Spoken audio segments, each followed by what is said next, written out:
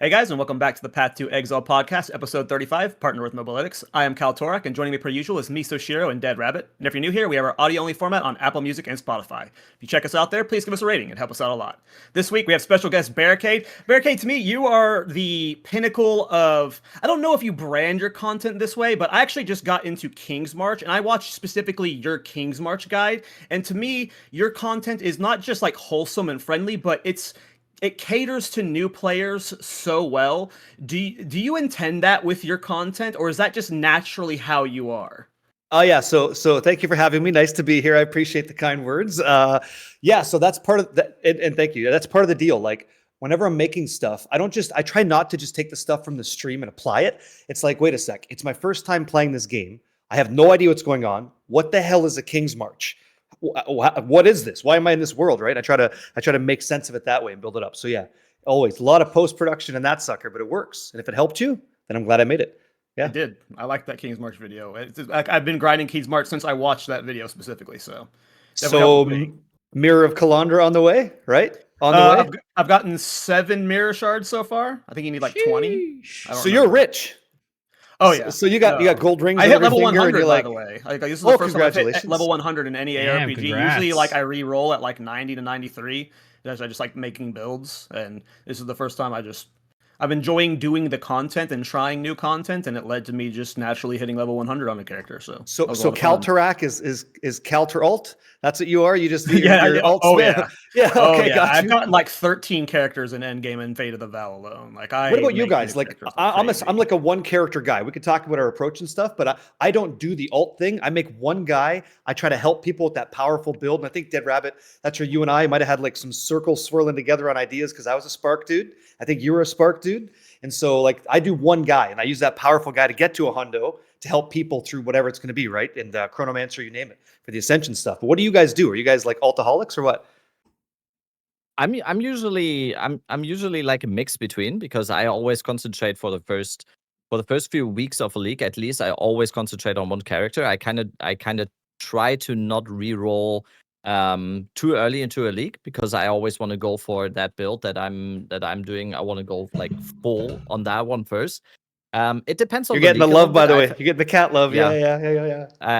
I've had leagues where I had like the whole Kaltarak thing, where I had about 10 characters in endgame by like week 6 or something.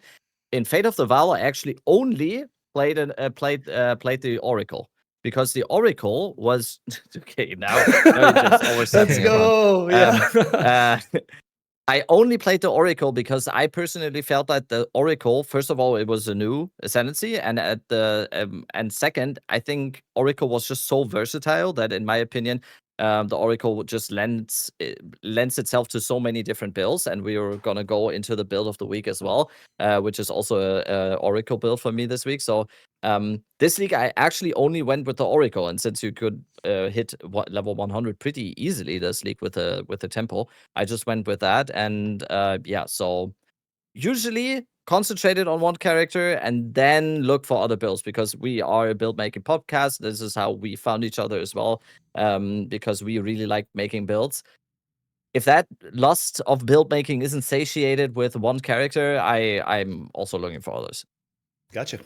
Yeah, I average about 4 to 5 characters per league. That's probably where I go. I think sometimes I spend more than a week. Sometimes I spend... Well, actually, there's been a couple characters where I spent like 2-ish to 3, but, it really just depends. But averaging out about 4 to 5 characters. Also, build-making type of guy.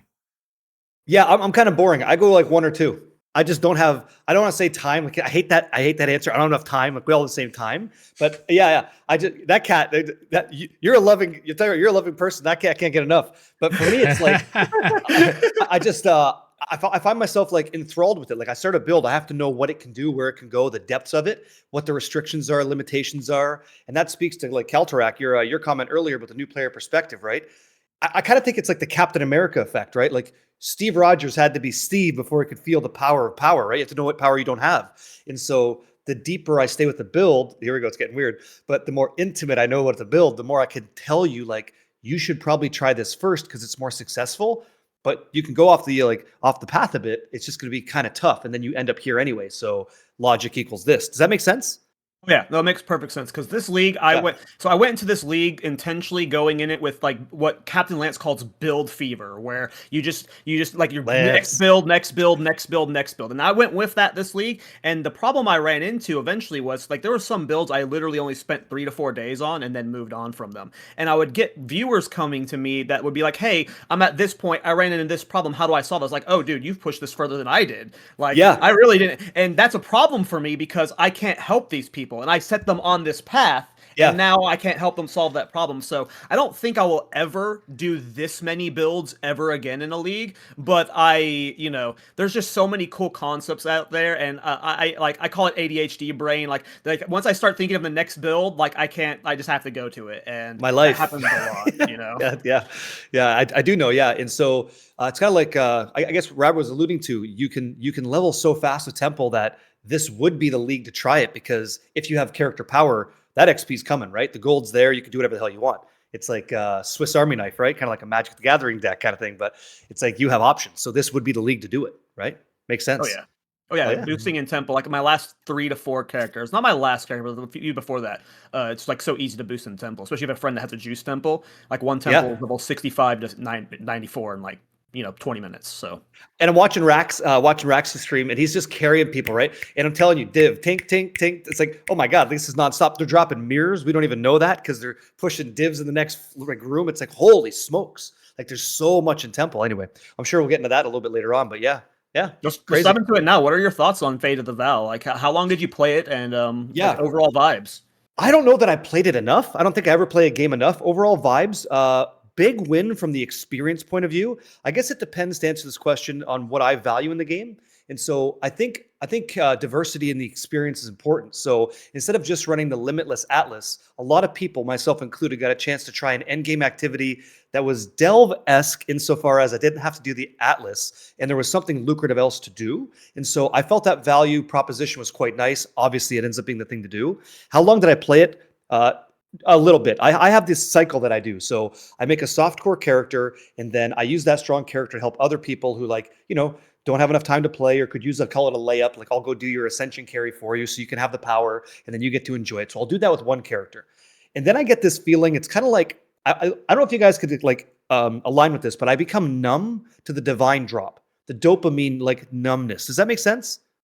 Okay, so when I get that, the next thing I do is I just make a hardcore SSF character. I say, okay, I'm going to push myself against the content. Let's see what I can actually do.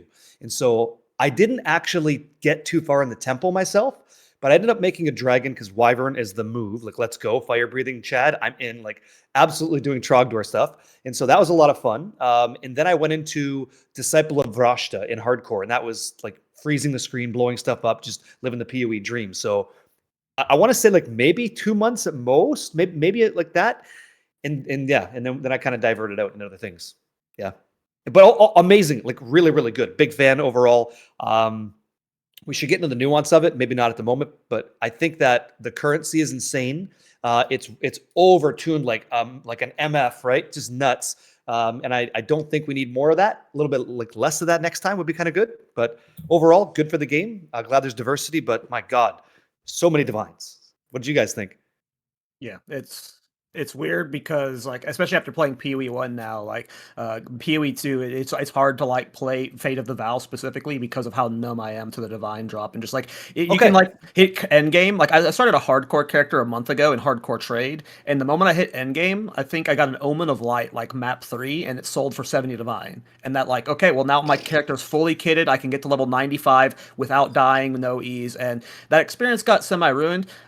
This was mine and Rabbit's first league really diving into solo self-bound hardcore about a month ago maybe, and we enjoyed the hell out of it. We had a little awakening moment, and there was a period of time on the podcast where we were talking about solo self-bound hardcore a lot, and that we're probably both going to be, and Miso already has done this, but we all end our leagues with solo self-bound hardcore, so we do that as well. Okay, got you.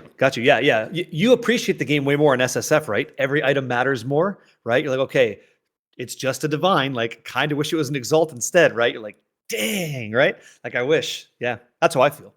Everything matters. And all the game foundations just become so much more clear to you because it could just get so numbed out. And especially in this previous league that we just had, everything was just In trade, basically everything that you do is basically just a type of currency, whether it's divine orbs, whatever it is you are doing, it is all just like it's all the same tool to do the same things in the end. And this was just the revelation that I personally had way too late. That those complete notions are completely turned on their head or like completely reinvented when you actually go for it. It doesn't even have to be hardcore, in my opinion, but like SSF is just the way to go, because you absolutely you go for all the I want to be crafting, so I need abyss currency, I need ritual currency, so I want this for my character.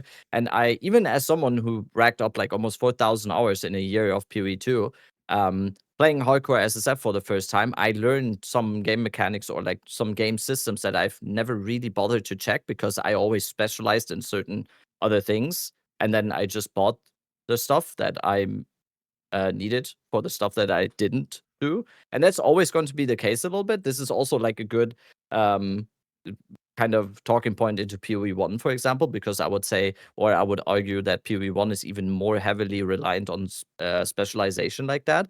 I don't think there's anyone in PoE1, especially in this league, for example, that is doing all the things to make all the currency. It's mostly like, yeah, it's like heavy breach farming. It's like, or Miso is doing the no currency strategy of not getting any belts. So you could do all of those. Like, Say that again. Really what are you depends. doing? Say that again. Miso has a Miso's very good historically strategy right poor. now of getting baited by his chest,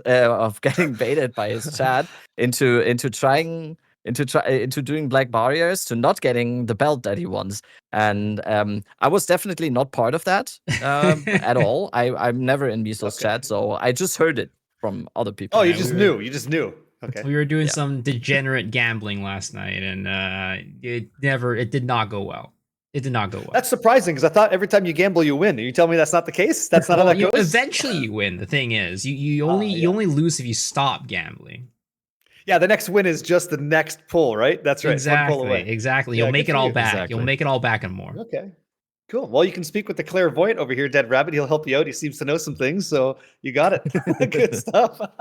I don't know anything about gambling in Path of Exile. I never engage in that type of content. So Just make sure you're level 93 so you can be at least level 88 on amulets and you'll be okay. You'll be fine. I'm planning to do that, by the way, on D2 tomorrow, I think. Because all my gold stashes are full and I have 99 P amethysts. So there's a big Ooh. crafting session ahead. And all the Good luck. PoE2 listeners are just like, what is he talking about? They won't Diablo know. 2. Yeah. I'm sorry. Diablo 2. Yeah. I threw one in there. Yeah, for sure. I would say, though, to your point really quick, I'm glad both modes exist, right? Like, we're all just playing the game anyway. So if you feel like you're kind of not getting that same sizzle with Path of Exile 2 or 1, doing a trade league, challenge yourself to try SSF hardcore. Even if you don't think you're good enough, just cast that aside and challenge yourself. And I consider it like a palate cleanser, like you just get in there and you play it again, that favorite game that you enjoy on a class or a skill that you haven't really tried before, and see how that feels. You're going to grow as a player, I think, and you might find yourself enjoying one format more than the other, which could be surprising to you. So that's what I just tell people, like, just don't be shy to try a new thing, break away from whatever the meta might be that you're trying, if that's a thing, and see how it feels. It helped me. It helped me a lot. And yeah, maybe it'll help you too. 100%. I was always one of those people that said I don't want to waste my time playing hardcore in Path of Exile 2. In this, like, I was the same for like, I played Diablo 2 for 20 years. I never tried hardcore in Diablo 2. I think it's like a little bit of a different thing in Diablo 2 because it's like there's some wonky stuff in Diablo 2, and there's, I think, better reasons to not play hardcore in Diablo 2 than there are in PoE 2. I can only, in PoE 2, as someone who was of that opinion for a long time, I can only say that this opinion could not be more wrong. It's kind of the opposite of wasting your time. And if you start to see, and also what a lot of people are saying, they don't want to play the campaign over and over again, but what you're just doing in hardcore solo self-found is you're basically playing another game, and the campaign doesn't really become that like boring at the same time, because you're like, every single time you're playing the campaign, you have these like short-term goals, and you have these like goalposts to reach and everything, and it just feels so rewarding every time. So you don't really like the campaign is boring when you always do it just like, oh, I just need to finish this to get into the end game to be able to trade and everything. Then yes, I agree, doing the campaign 10 times over and over again is boring. In the hardcore SSF, it's super different, because every single like boss, every single act is like a big, oh, I did this, I did it, I went further than I did before. And then you get to a boat, and then About to boat. Yeah. Awesome. I mean, I agree. I've never saw hardcore as like a waste of time, but at the same time, for somebody who is really into build making, I do think that like the diversity of builds does get a little bit. It gets tougher in hardcore, but also like it's really tough when you're like working on something and then getting there, and all of a sudden your character dies, and you're like, I really want to finish that build up. And then you get sent to softcore, and then now you don't have any of your quests done and anything like that. And you're like, well, I don't know if I want to play over here. Yeah, that's the main reason why I'll probably never, like, I won't say never league start hardcore solo self-found or some form of solo self-found. But yeah, to me, when I look at what the PoE1 players get every patch, it's just like, oh man, there's so many like old builds you get to revisit with new twists to them and stuff. At some point, that's going to be every PoE2 launch for me, where it's just like, oh, I get to go revisit this favorite with this stuff. And I'll always want to do that in a trade environment and like a non-hardcore environment, just because, yeah, like that's just how my enjoyment comes from making builds. But I do like hardcore solo self-found a lot. Like, I think I'm about to start up a new hardcore solo self-found run. I logged in today and I migrated every character over so I could get a brand new hardcore solo self-found stash. And that's the journey I like with hardcore solo self-found. Is, to me, you are not just like, you're not building up a character, you're building up a stash. You are building up a stash of inventory that will be used for future characters. That your journey is not just one character, because when you die, yes, you lose your best gear, but you've got all your hand-me-downs, and you've got like 30 exalts saved up, and you've got all these leveling uniques that's going to speed up this process. And then you level a new character, and maybe you get a new unique in that run that's like, ooh, Kucher of Crimson, maybe I want to do a leech build with my next character, I'm going to put that in the stash. You keep playing, you build up the stash more, you die, and it's like, oh, okay, cool, now I've got a new build I can play. I don't have to necessarily replay the same one. It's its own story, it's its own journey each season with solo self-found, and it's not one that you get to dictate as well as you would like. Obviously, I would like to see unique crafting and crafting just get a little bit better for solo self-found. That's where like a lot of life friction comes in. The drop rates are just super low. Like, I just feel like, especially after playing PoE1, I feel like really starved on currency in PoE2. Yeah, it's a different journey, and it's very fun. So when you say that, I think about goal-oriented gameplay. So because you're making builds for people, because that's kind of like where you want to take it, for Mizo and yourself, it's like, it makes sense that maybe you do softcore, because you kind of owe it to your audience and to yourself to find out, where does that hero's journey actually go? And you don't get to fight the dragon because you died to the Death Knight instead. Like, you kind of got waxed. So what are you supposed to do? Like, the story's not over. So that's why maybe it feels like maybe not so hot. And so eventually you get that armor, you know how to wear it, you know how to do combat with that build, then you take it to hardcore, then you expect that end game, then you meet the dragon, then you beat it, then you celebrate, then it's, panty night and have a good time and divs dropping from the sky and all that good shit, right? So that's why it makes sense, I think, for you guys and myself to like play softcore first in the very beginning, to just know what the hell are we dealing with, right? Like, with the shaman, like, what are we doing here? How does this feel? Like, the bear being so slow in the beginning, I was like, oh my God, like, what the, I got waxed, and I died in hardcore. I'm like, really? I died this early? That's so surprising. It's like, I couldn't believe it. And then I didn't do it again. That's how I learned. I learned my lesson the hard way. It's like, I went the wrong path. I should have stayed softcore just to figure it out. But yeah, good times. Good times. Don't be upset over early deaths. When Rabbit died to the boat, he immediately went again, and then didn't you almost instantly rip the Bera? Like, you just like went straight into her. No, I did rip.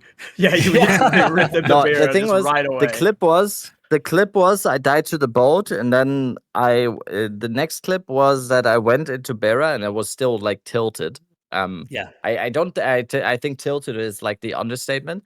And while fighting Beira, I was explaining like the whole tilt cycle of hardcore SSF, and I was saying like, yo, this is the time where you're like still incredibly tilted from your last death, that you don't even care while playing and don't pay attention, and then you die, and instantly like shotgun. 5 seconds, or like not even 5 seconds, like a half a second later, she killed me, and I just But that I had insulted a you, so that was good. I had a light table smash, and then next character I reached level 98. So there Yeah, you go. it's how it goes, right? Ebbs and flows. That's right. Yeah. Yeah. I've done the same thing. I've died to Miller, but he charges and like kills you. You know that they removed that in the game? Like it used to be a thing where you had that charge and you just get infinitely hit. That's how I died. It's like, oh man, the Miller just took me to Value Town. Like Miller Light, baby. Like I just got smoked. Like holy crap. Yeah, it's like thank God they removed that. That was bad taste in my mouth for sure. Is that a Trump SC quote right there? No, I just made it up. It's like, man, it was Miller time. Like he just rolled me down. It's like I couldn't stop. I couldn't get the hell out of the way. I just couldn't do it. I died. That's just after I talked to another friend of mine who died the same way. It's like, damn it. So hey, figured it out. No more of those.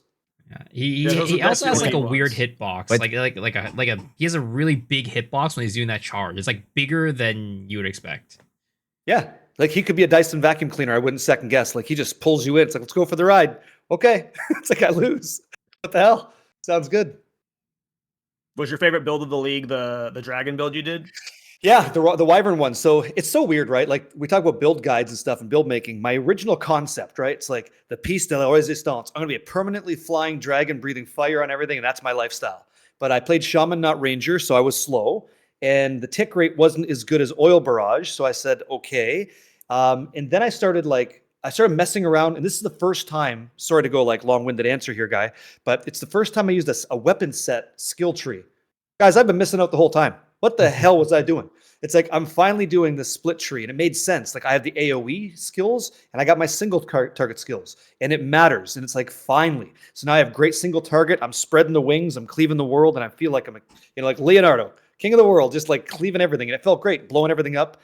So the Wyvern build was probably my favorite, but that's only because of the conversation we just had, which is I'm hardcore SSF on the Jin, and I haven't really pushed that. I haven't pushed that in a huge, like, I don't care if I die glass cannon environment. So for that reason, that I could just let my hair down, as it were, right? You just play the Wyvern. It's like, yeah, Wyvern's the best for sure. How about you guys? What's your fave? Ooh, my favorite build of this patch, maybe supporting fire. That was so damn fun. It didn't have the best single target, but the buffs it got this patch was making it like clear off a screen, and it was like I think one of my most favorited mobalytics guides this patch. And like I just had so many people that liked that build, and I'm playing it in hardcore solo found right now. Like I started a tactician this morning for it, so just to play it again. So maybe supporting fire. That was I've never really played that fun supporting character. fire. Okay, It's really cool. It's like interesting. My favorite build that I played this league was probably my Glacial Lance Ritualist build, but I already, Glacial Lance was something I did before, so it's nothing new. If it's like a new build this league, it's probably also Wyvern. I league started a Flame Breath Wyvern as well on Merc though, and that was a lot of fun. Ooh, Yeah, you get to take tell advantage. me more about this. Well, the reason why Merc is really good on Wyvern, at least Flame Breath Wyvern for me, is because it gets the Pathfinder effect of being able to not be slowed as much while you are using an attack. It's a little bit worse. It's like from like 50% to 45%, but it's like such a minuscule difference that it doesn't really even make that much of a difference. That on top of also being able to push your gem levels higher, because the Flame Breath is only an attack tag, and it's not like a projectile or melee tag, so it gets pushed higher than other classes with that. And then also it has the resource efficiency, so you could stay in the air for longer. And I think also it generates power charges passively, so you don't have to worry about power charges as much. That's so all very convenient. Yeah. Yep. So it solves like most of its problems. So that's why I thought that, at least for the way I wanted to play it, being like the infinite flying guy, that it was a really good class. I was happy to see that it could actually be viable. Like we saw the video early, right? We all caught the video gameplay footage. It's like, okay, but does that person really know how to make a build, right? Like, could I do better? Does the decision make sense? You can look at the tree, like you're analyzing every component. It's like, yeah, they had a pretty solid build, but it's cool to see later what the community built. And then, like we're just ripping apart Arbiter, like everything's getting owned, like players, max players, Chronomancer, it's like getting waxed. Perfect. Glad to see it had that power creep, because we wanted that, right? Like you can't be a dragon and spew sparks. That's not cool, right? So you have to lay down the law, right? Like you got to inflame the world. So yeah, cool, amazing. How about you? What was your favorite? Plants. 100%. Oh, your plants. I never did plants. Everybody said play plants. I never did plants. Yeah, never did. I committed super early to plants, just like I didn't even know what it would end up being, and it turned out to be not only just a fun build, but also just good for my stream, just for the good for the stuff that I do on Mobalytics. So yeah, it's got to be plants. And actually, my most recent hardcore SSF character was also plants on Abyssal Lich, and that turned out to be so incredibly good that depending on what we see for 0.5, and I think plants fits perfectly to me, because before that my league starter go-to was ED Contagion, and I think those two are very similar to each other because they are clearly not too good or broken in any sense that I would expect like any nerfs to them, or them feeling like those skill bases need to be changed to a point where they are not going to be playable, like we're expecting changes to COC Comet or whatever, or like previous builds that we've seen. So I'm feeling pretty safe in my assumption that I will be able to play it. But you were playing again Cast on for Crit with 0.5. both plant builds, though. I mean, You kind of have to, because it doesn't have single target you without have Cast to. on Crit. So if Cast on Crit honestly- Comet gets nerfed, wouldn't that be bad for plants? It depends on how it gets because nerfed. you kind of don't have to. The only reason why I played Cast on Critical on the plants build this league was Temple. Because without Detonate Dead on Cast on Crit, Temple was just a pain. For map clearing and for bossing, both of those, you don't need Cast on Crit for plants at all.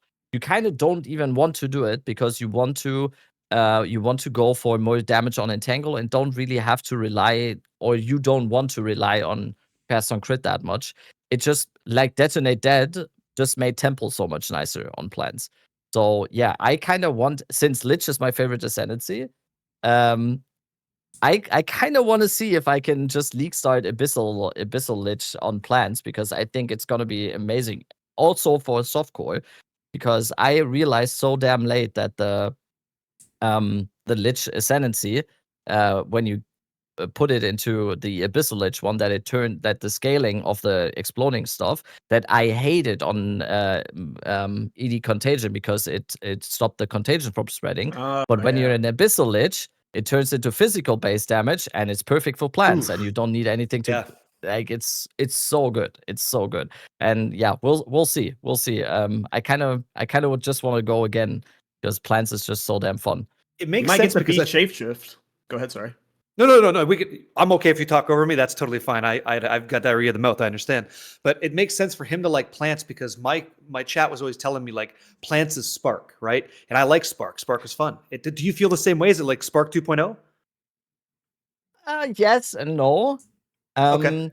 The thing is that Spark, I think, was always just a vessel, because it's the best. It's the best. Activator. It's the best activator to just transport to whatever you want to like do in terms of Cast on Crit. I think plants, and especially Entangle, paired with Thrashing Vines, paired with Thunderstorm on top of it to water your plants and to activate the accelerated growth and everything. I think it has more ground to stand on its own than Spark. I think. Okay. If you take away the Spark builds that concentrate, for example, we had in, I don't know, was it 0.2? I think 0.2.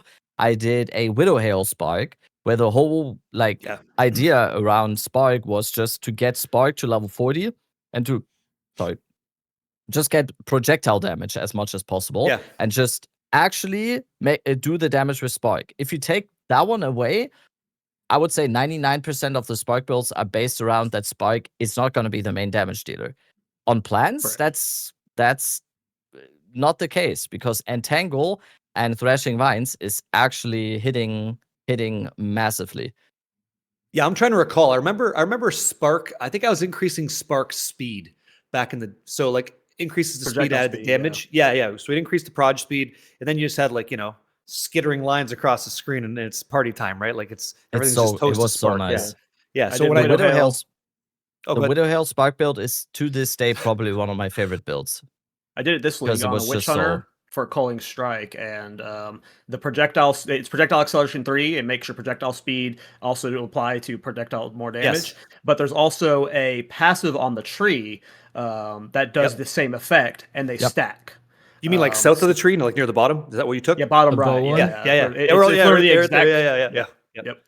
It's literally the exact same wood. So, and they stack. So you just do that and you get these super fast spark. That's the only way I want to play Spark. Like if I'm playing Spark, it's Yeah. because I want the spark. Like when I play a skill, that skill is the star of the show. Not an enabler. It has to be it has to be why I'm playing the build. I don't want Spark to be enabling something else because then it's just a cast on crit build. I want it to be Spark. And Widowhail Also, Spark like- feels like that. To what Miso was saying with the Wyvern, right? Like we want Flame Breath to be the star of the show. And I kept feeling like Oil Barrage is kind of stealing the show. Like the drummer's beating the lead singer here. Like he's making it happen. And this, you'd slap the guy, get your power charges, and you just spit oil. Like, okay, well, that just does it. Like I didn't even have to try anymore. Like it was so easy. And so once my single target was figured out, then the question became like, as a build designer, creator, whatever the hell we're doing here, it was like, how do I get the AoE component, right? Like we try to connect the dots, right? So the star of the show kept changing, but we had a really cool band, like it was really nice. So did you feel the same way? Or you just said, no, I got this. I got Flame Breath. Like we're just going to do that. I'm of the mindset of if you never use it, you just don't know how good it is. So, Hell yeah. I love I that. just love said, that. you know what? People are saying Oil Barrage is completely busted. I'm like, yeah, I'm not using that. I'm just gonna go use Flame Breath. I'll never know how it feels. So you never did. You never did it. I ended up using Oil Barrage much later in the league. Like, Okay. it was like when I started doing the hardcore soul self-out stuff, then I tried Oil Barrage. But as I was doing it, well, I also didn't level up with Wyvern. Originally, my main league starter was supposed to be a wolf minion build that went horribly because I think wolves were actually bugged at the beginning. And that was like the main problem. So I tried to do a wolf minion build and that was real bad. So I eventually swapped over to the Wyvern from the wolf build. I used to be a wolf tack. And then I swapped over to the Wolf Merc. So by the time I swapped, I had already gone through the entire campaign and didn't have You mean to Gemling, touch. right? Oh yeah, sorry, Gemling. Wyvern Gemling, and I didn't have to touch Oil Barrage because I know a lot of people use Oil Barrage in the campaign for a single target, but because I skipped And it's so good. yeah, it was so good. It was so good, and because I skipped it, I didn't touch it, and I never knew how it felt. So I was like, Flame Breath all the way.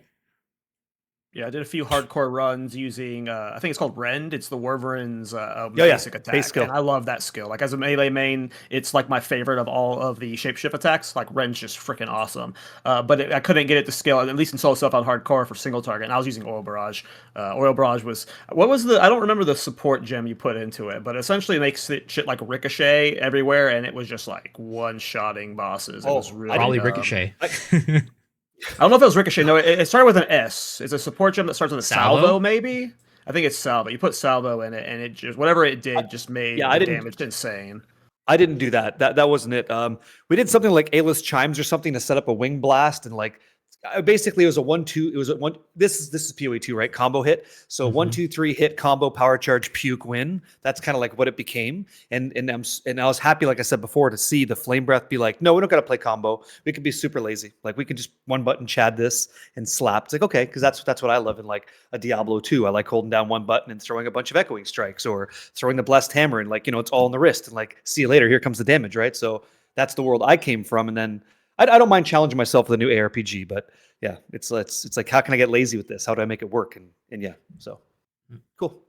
Going back a little bit If you like- for the plant stuff, I when we're talking about plants not getting nerfed, I don't think it's getting nerfed, but I do think plants are probably going to get reworked a little bit because that one node, Yeah, the because- notable, Yes, the keystone. the keystone, it's a band-aid fix. It was a band-aid fix. Yeah, they're going to change it. 100%. I was actually this sounds super weird. Maybe it doesn't sound so weird to people listening to a PoE2 podcast every week, so maybe it's not too weird. But I was cleaning the apartment this morning, and I was actually thinking about that while cleaning the apartment. I was like, damn, what are they gonna do with wild surge incantations? I was like thinking maybe. Because everyone is just rushing that node and everyone is just clicking that node, and that node makes plants feel amazing, but plants is definitely not broken or whatever. Shouldn't it just be baseline then? And So, like, then that's kinda my thought question if they just is, announced that. is there a single build out there that plays plants without that No. node in a functional way at No. all? If there isn't, if there's literally 0 builds, and that's a horrible Yes. design. That's horrible design. Yes, It's like just yes. put it into the skills baseline damage. Like, I mean, Yeah.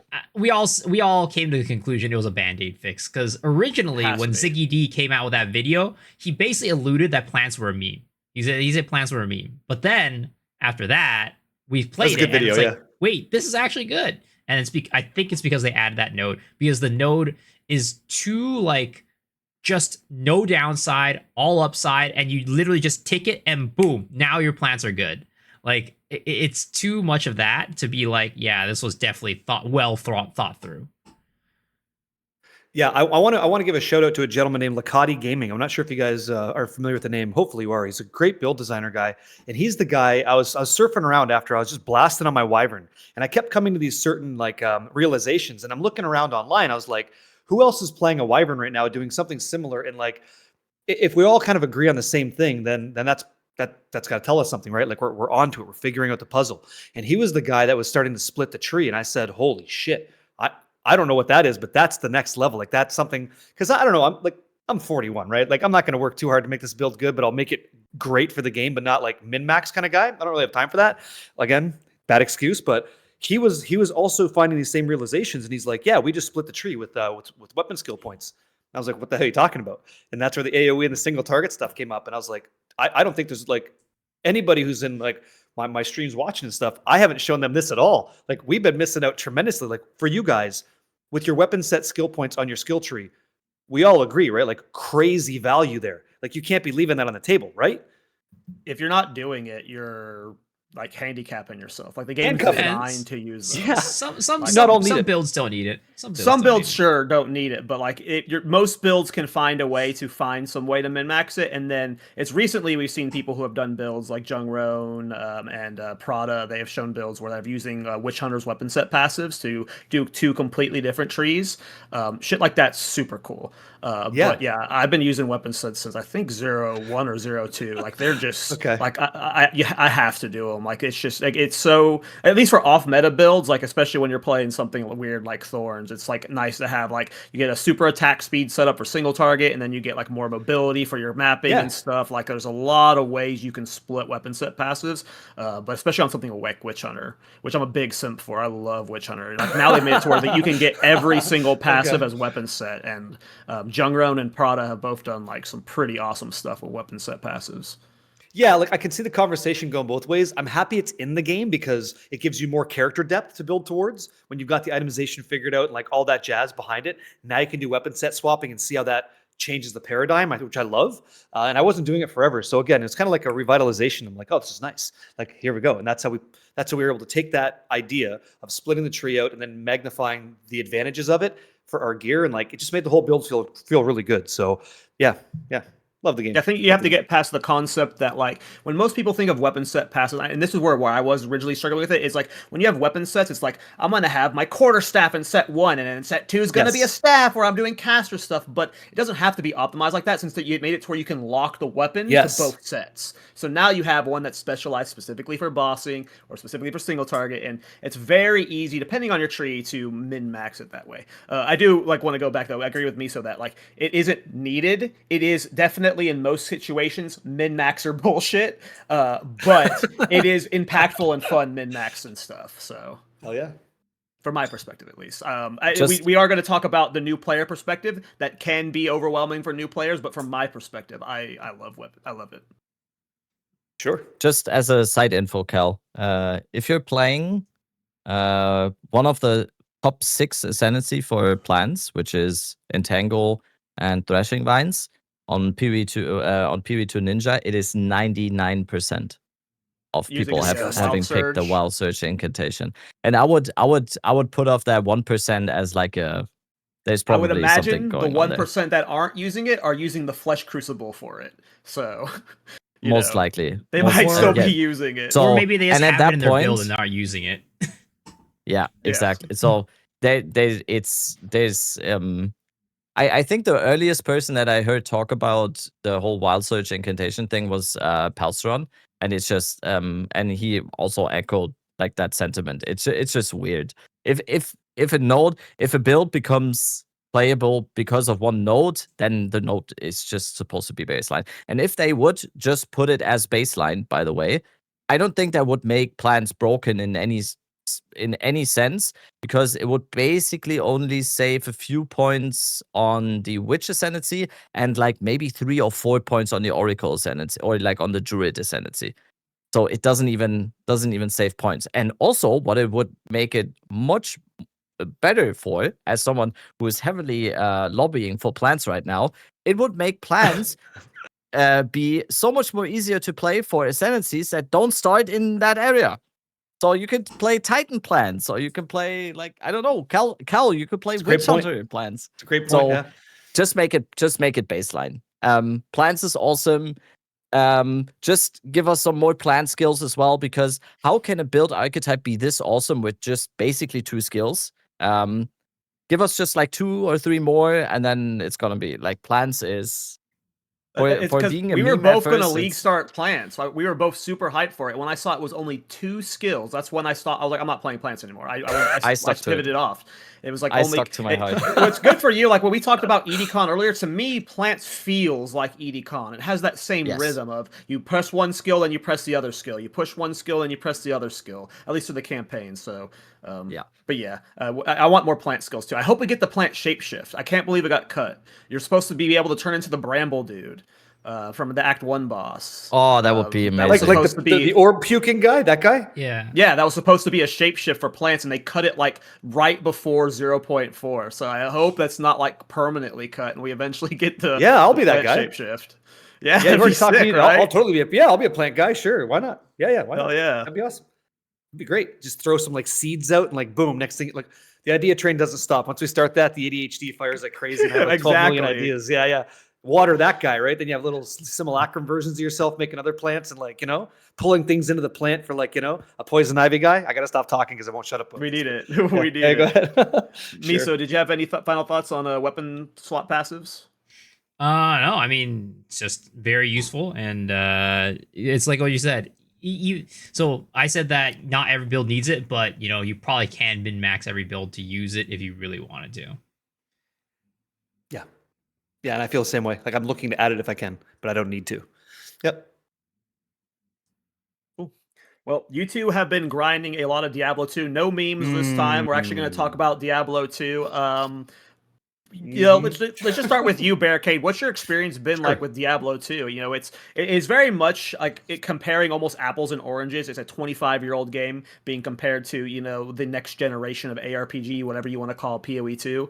I don't know how many generations removed that is, but when you play Diablo 2, what is your overall impressions and feels right now? I've only gotten into Act 1 normal, and I really like the game.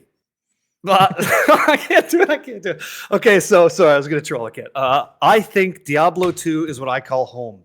So I used to have hair when I played Diablo 2. Now I don't.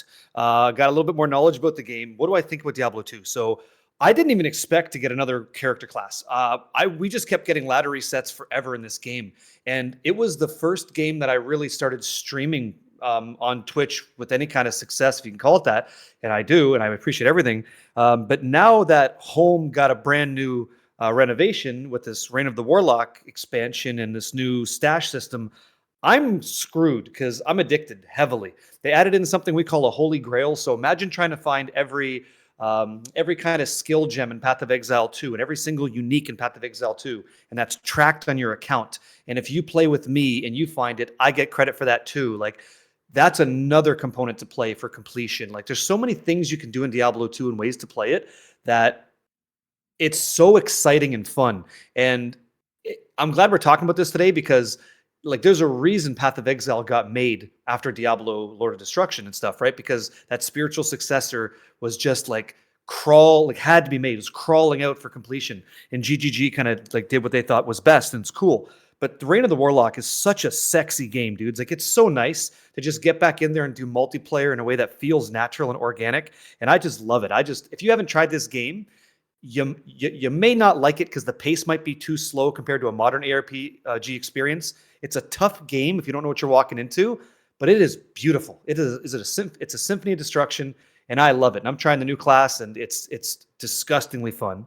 And I can't wait to talk a little bit more about this game. But it is amazing game. Hopefully, I answered your question. I just get into that passion mode, and I can't shut it off. Yeah. Did I answer the question? Did I totally missed it? Yes. I'm so sorry. No, that was a good start, Rabbit. Go ahead, man. Yeah, I mean, this just feels like I could have said all of that. Like, I was just questioning myself. Maybe you're a little bit older than me. Is this like I'm starting? Like it's starting to go. Wait, did it just happen like recently, or I'm worried about my hair now because I might not have to. I can. Maybe I shouldn't continue playing Diablo 2. Maybe it's that connection. I can tell you. To Yeah, no, you got it. So what's happening is like you're starting to get Enigma now, right? You're starting to get faster run walk. You're losing your hair. You're becoming more aerodynamic, wind resistant. Oh no, my run walk has been depreciated over the past few Let it go. months. Just fly. Just go quick. Just let it go. Send it. Yeah, for sure. So you feel the same way. Well, yeah.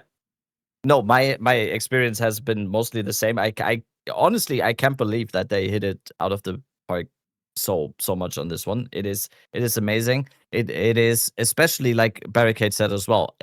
I think everyone that likes ARPGs, that has played all the modern ARPGs, if you enjoyed playing PoE 1, if you enjoyed playing PoE 2, like even Diablo 4, Grim Dawn, No Rest for the Wicked, whatever it may be, if you enjoy these types of games, but you've never at least given yourself a chance to check out Diablo 2, you're missing out, because there's a reason why it is why it is the most influential, not just ARPG of all time. In my opinion, in my non-biased opinion, it's one of the most influential video games of all time. And I think comparing it to PoE 2 is kind of funny sometimes because, yes, we've talked about this so many times on this podcast as well. The obvious connections are there, and the obvious influences from PoE 2 on the surface level are 100% there. Just starting on the acts. Act 1 is basically very, very close to Act 1 in Diablo 2, just thematically. Act 2 is even closer to the Act 2 in Diablo 2 thematically, and it just keeps going like that. And you see a lot of stuff in PoE 2 aspire to be like in Diablo 2. But my favorite comparison, as someone who's coming from Diablo 2, when it comes to what I enjoy in an ARPG and how my opinions have been heavily influenced by Diablo 2 about what I like in an ARPG, it is still like something that I echo on this podcast a lot, and I would be interested if Barricade sees that as well. It is still amazing to see for me, and especially now in Reign of the Warlock, after having not been on Diablo 2 for a little bit, it is still amazing to me how much endgame there is just in the nature of just item hunting. It is actually insane, because if you just go with what consists of what is Diablo 2 endgame, to say that there's more endgame in Diablo 2 just play-wise is ridiculous, like comparing to stuff like PoE 1 or PoE 2. The end game in Diablo 2 and what keeps people engaged for 25 years plus every single day, and they don't get bored, is the end game of item hunting. And it is so insane to me. And I want this in PoE 2. I want more of this in PoE 2 because I think PoE 2 has the best base for it. You're totally right. I gotta know. Do you guys like Miso, right? Miso, excuse me, right? And Caltrack, do you guys play D2R? Have you played Diablo 2? So yes. Yeah. So how far? I'll let a Cal go. How much? How much? I mean, I used to play Diablo 2 a lot back in the day. Like after in high school, we used to go home and do battle runs every night. I used to play a Trap Assassin back in the day. Hadn't played it for a long time. I started playing it, but then I got just like when D2 came out, I had just started playing solo stuff on hardcore and PoE 2, and like I couldn't detach. I was still in love with playing PoE 2 hardcore solo stuff, so it wasn't the best time. I got to and for some reason I went in playing hardcore. I don't know why. Rabbit was immediately like, "Don't play hardcore Diablo 2." He was like immediately, he's like, "Don't do it. You're gonna have a bad time with it." I got to Act 3 or 4 when I died, and I was like, I don't want to play again right now. I want to go back to PoE 2 right now. So okay. Yeah. And okay. For me, it's weird because I was a Blizzard kid. growing up, I played Warcraft, Warcraft 3, Frozen Throne, StarCraft. I thought you meant Brood Spell War. Blizzard. Continue. No, Go ahead. Yeah, go ahead. not Spell Blizzard. I was like a Okay. Blizzard entertainment kid. I played all Yeah, I of understand. these Yep. Blizzard games, but I never played Diablo because I got all my games from my cousin, right? He was the one who introduced me to all these games, and he never played Diablo. I don't know why he never played Diablo, but he never Man. did. And as a result, I didn't learn about Diablo until high school. So this was in 2010-ish was probably the year that I learned about it. And as a result, I didn't play it until this Reign of the Warlock update, where on launch, I played with Rabbit, Alcohol, Guitar, and Wydock. We did like a campaign run through of the first time going through the campaign all the way to Diablo like that. And then I kind of hopped off at that point. Why? So I mean, for me, right, and this is the perspective that I have. I think I never got into the end game, so I can't really speak as much for the end game loop. But even throughout the campaign, I felt that loot. I felt like the loot drop, like the way you itemize your character and the way that the loot drops and hunting for that loot, like it felt good. It felt really, really good. And I saw why Diablo 2 was regarded as like such an influential ARPG and why so many games, like all modern ARPGs basically, bring it back to Diablo 2 and they have some sort of inspiration from it. But I would say that a lot of the kind of the older feelings of the game, right? The fact that it's not nostalgia, a modern ARPG, you can feel that it's not a modern ARPG. And I think that anybody who doesn't have that nostalgia is like, I would say it's probably still a top 5 ARPG. I say Diablo 2 is probably still a top 5 ARPG. But I think that anybody who doesn't have that nostalgia is probably only experienced half the fun as you guys are.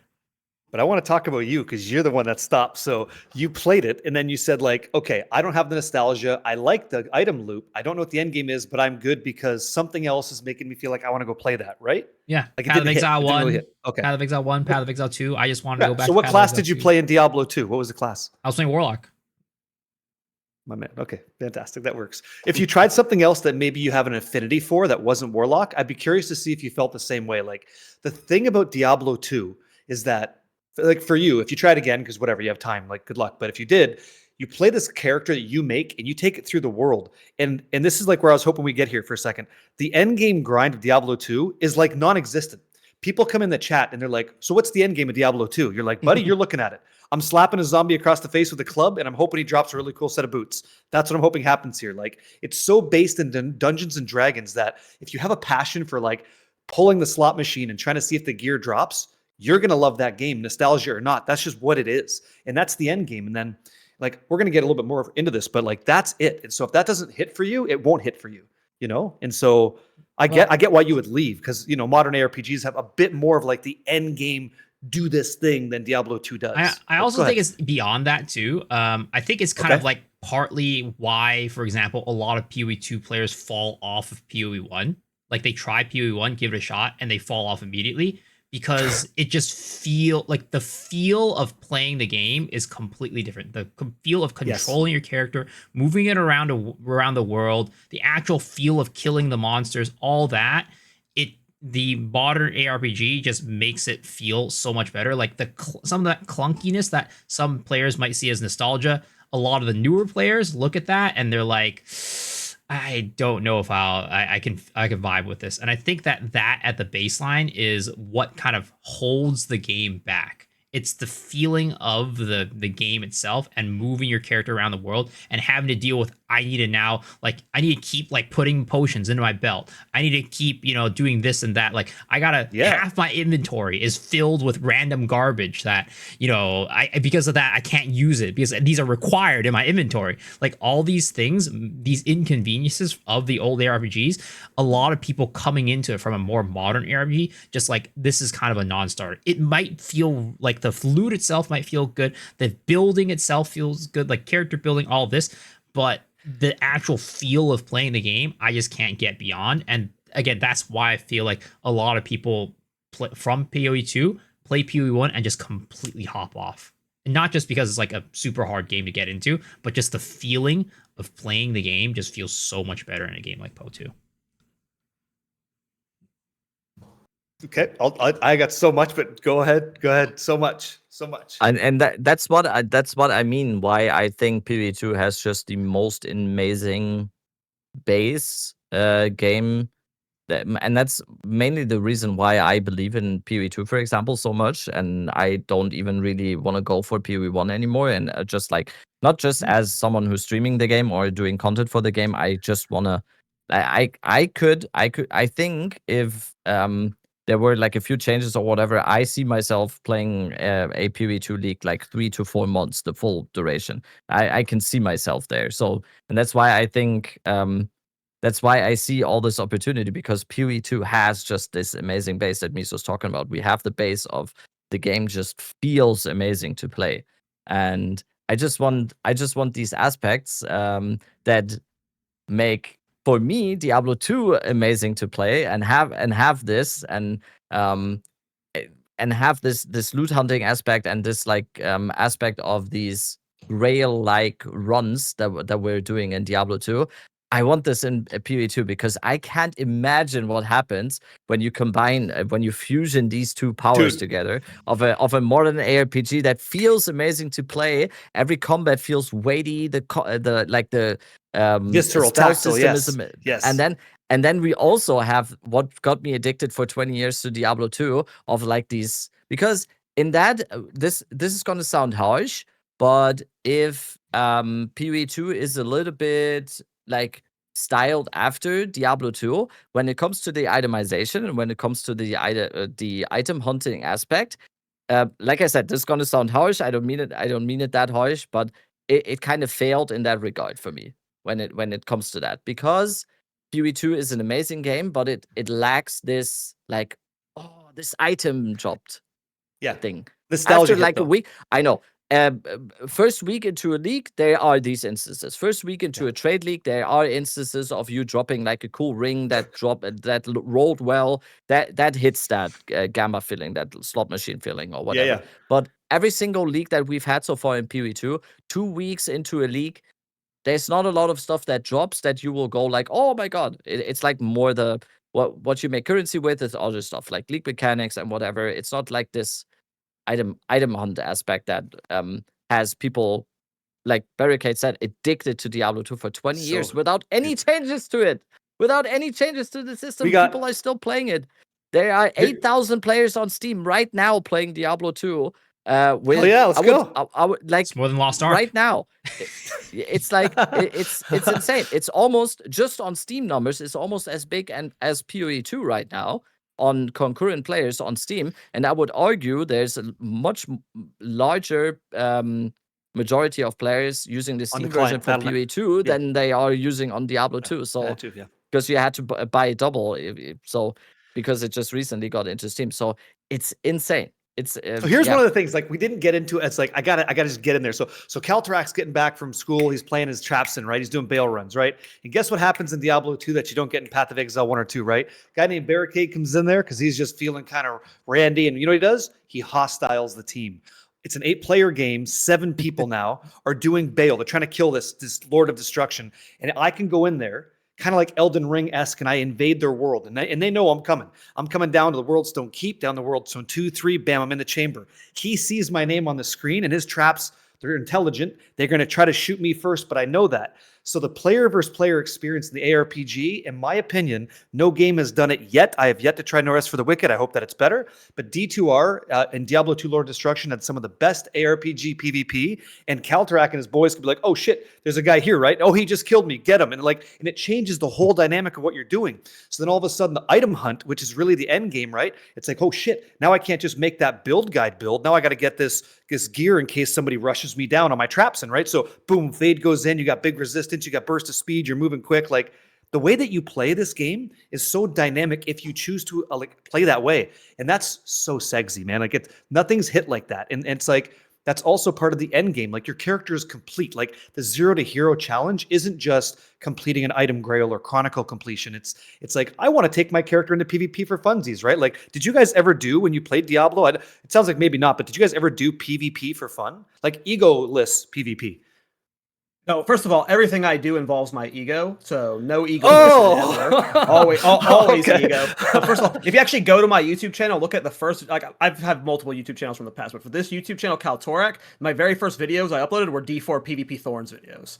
I Oh, man, traditionally dude. only play PvP videos. I'm not actually a big ARPG fan. When I play ARPGs, though, I like the PvP in them, and I have a dream of them Same. adding PvP to PoE too. Like the PoE one, they had that seasonal battle royale mode they That did, was fun. and everyone Yeah. shit on it. I fucking loved it. Loved I played it nonstop, dude. I Loved love it. PvP and ARPG, so Me too, but it's not like I'm super down for it.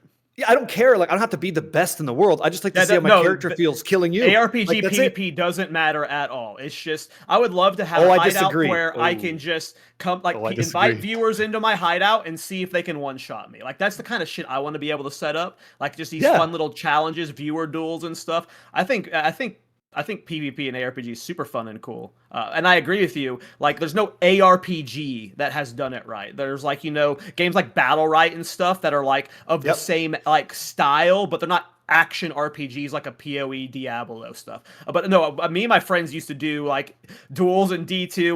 We used to be the assholes who would invite someone to come out here. I want to show you something cool, and then kill them and like the ear hunting and stuff. Like, yeah, I was that Yeah. asshole back then.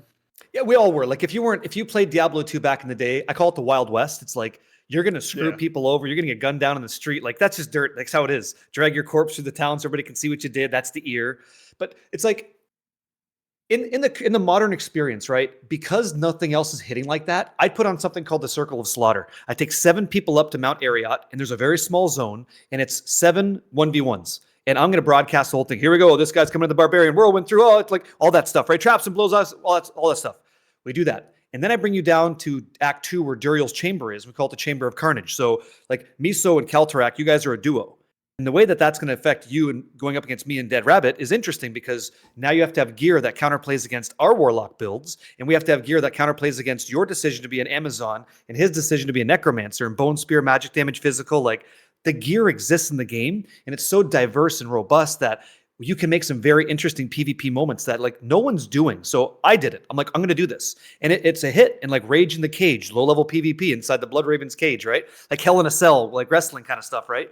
When you That's apply awesome. these cool concepts into the world, we all have fun as long as you don't care about dying. Like just have some fun, right? And so then I put some cool rewards, like you get some high level runes or cash prizes for fun or whatever, right? And that's what I started doing. And it made the game so much more fun because you want to help other people that you play with so they're strong too. So when the season comes up or the event comes up, we're doing that. Path of Exile doesn't even allow for what I just said. Everything I just said, you can't do. So who's filling in that gap? Maybe it's No Rest for the Wicked. I don't know. But yeah, like But there's so many. my- Yeah, go ahead. My question is Diablo, the PvP in Diablo 2, is it like when you open up the world to people to come in, Yeah. right? Is it Yep. like a thing that can always happen, or is it like a setting that's like optional? It can always happen. It always Like happens. you don't have a choice to tell me I can't choose to fight you.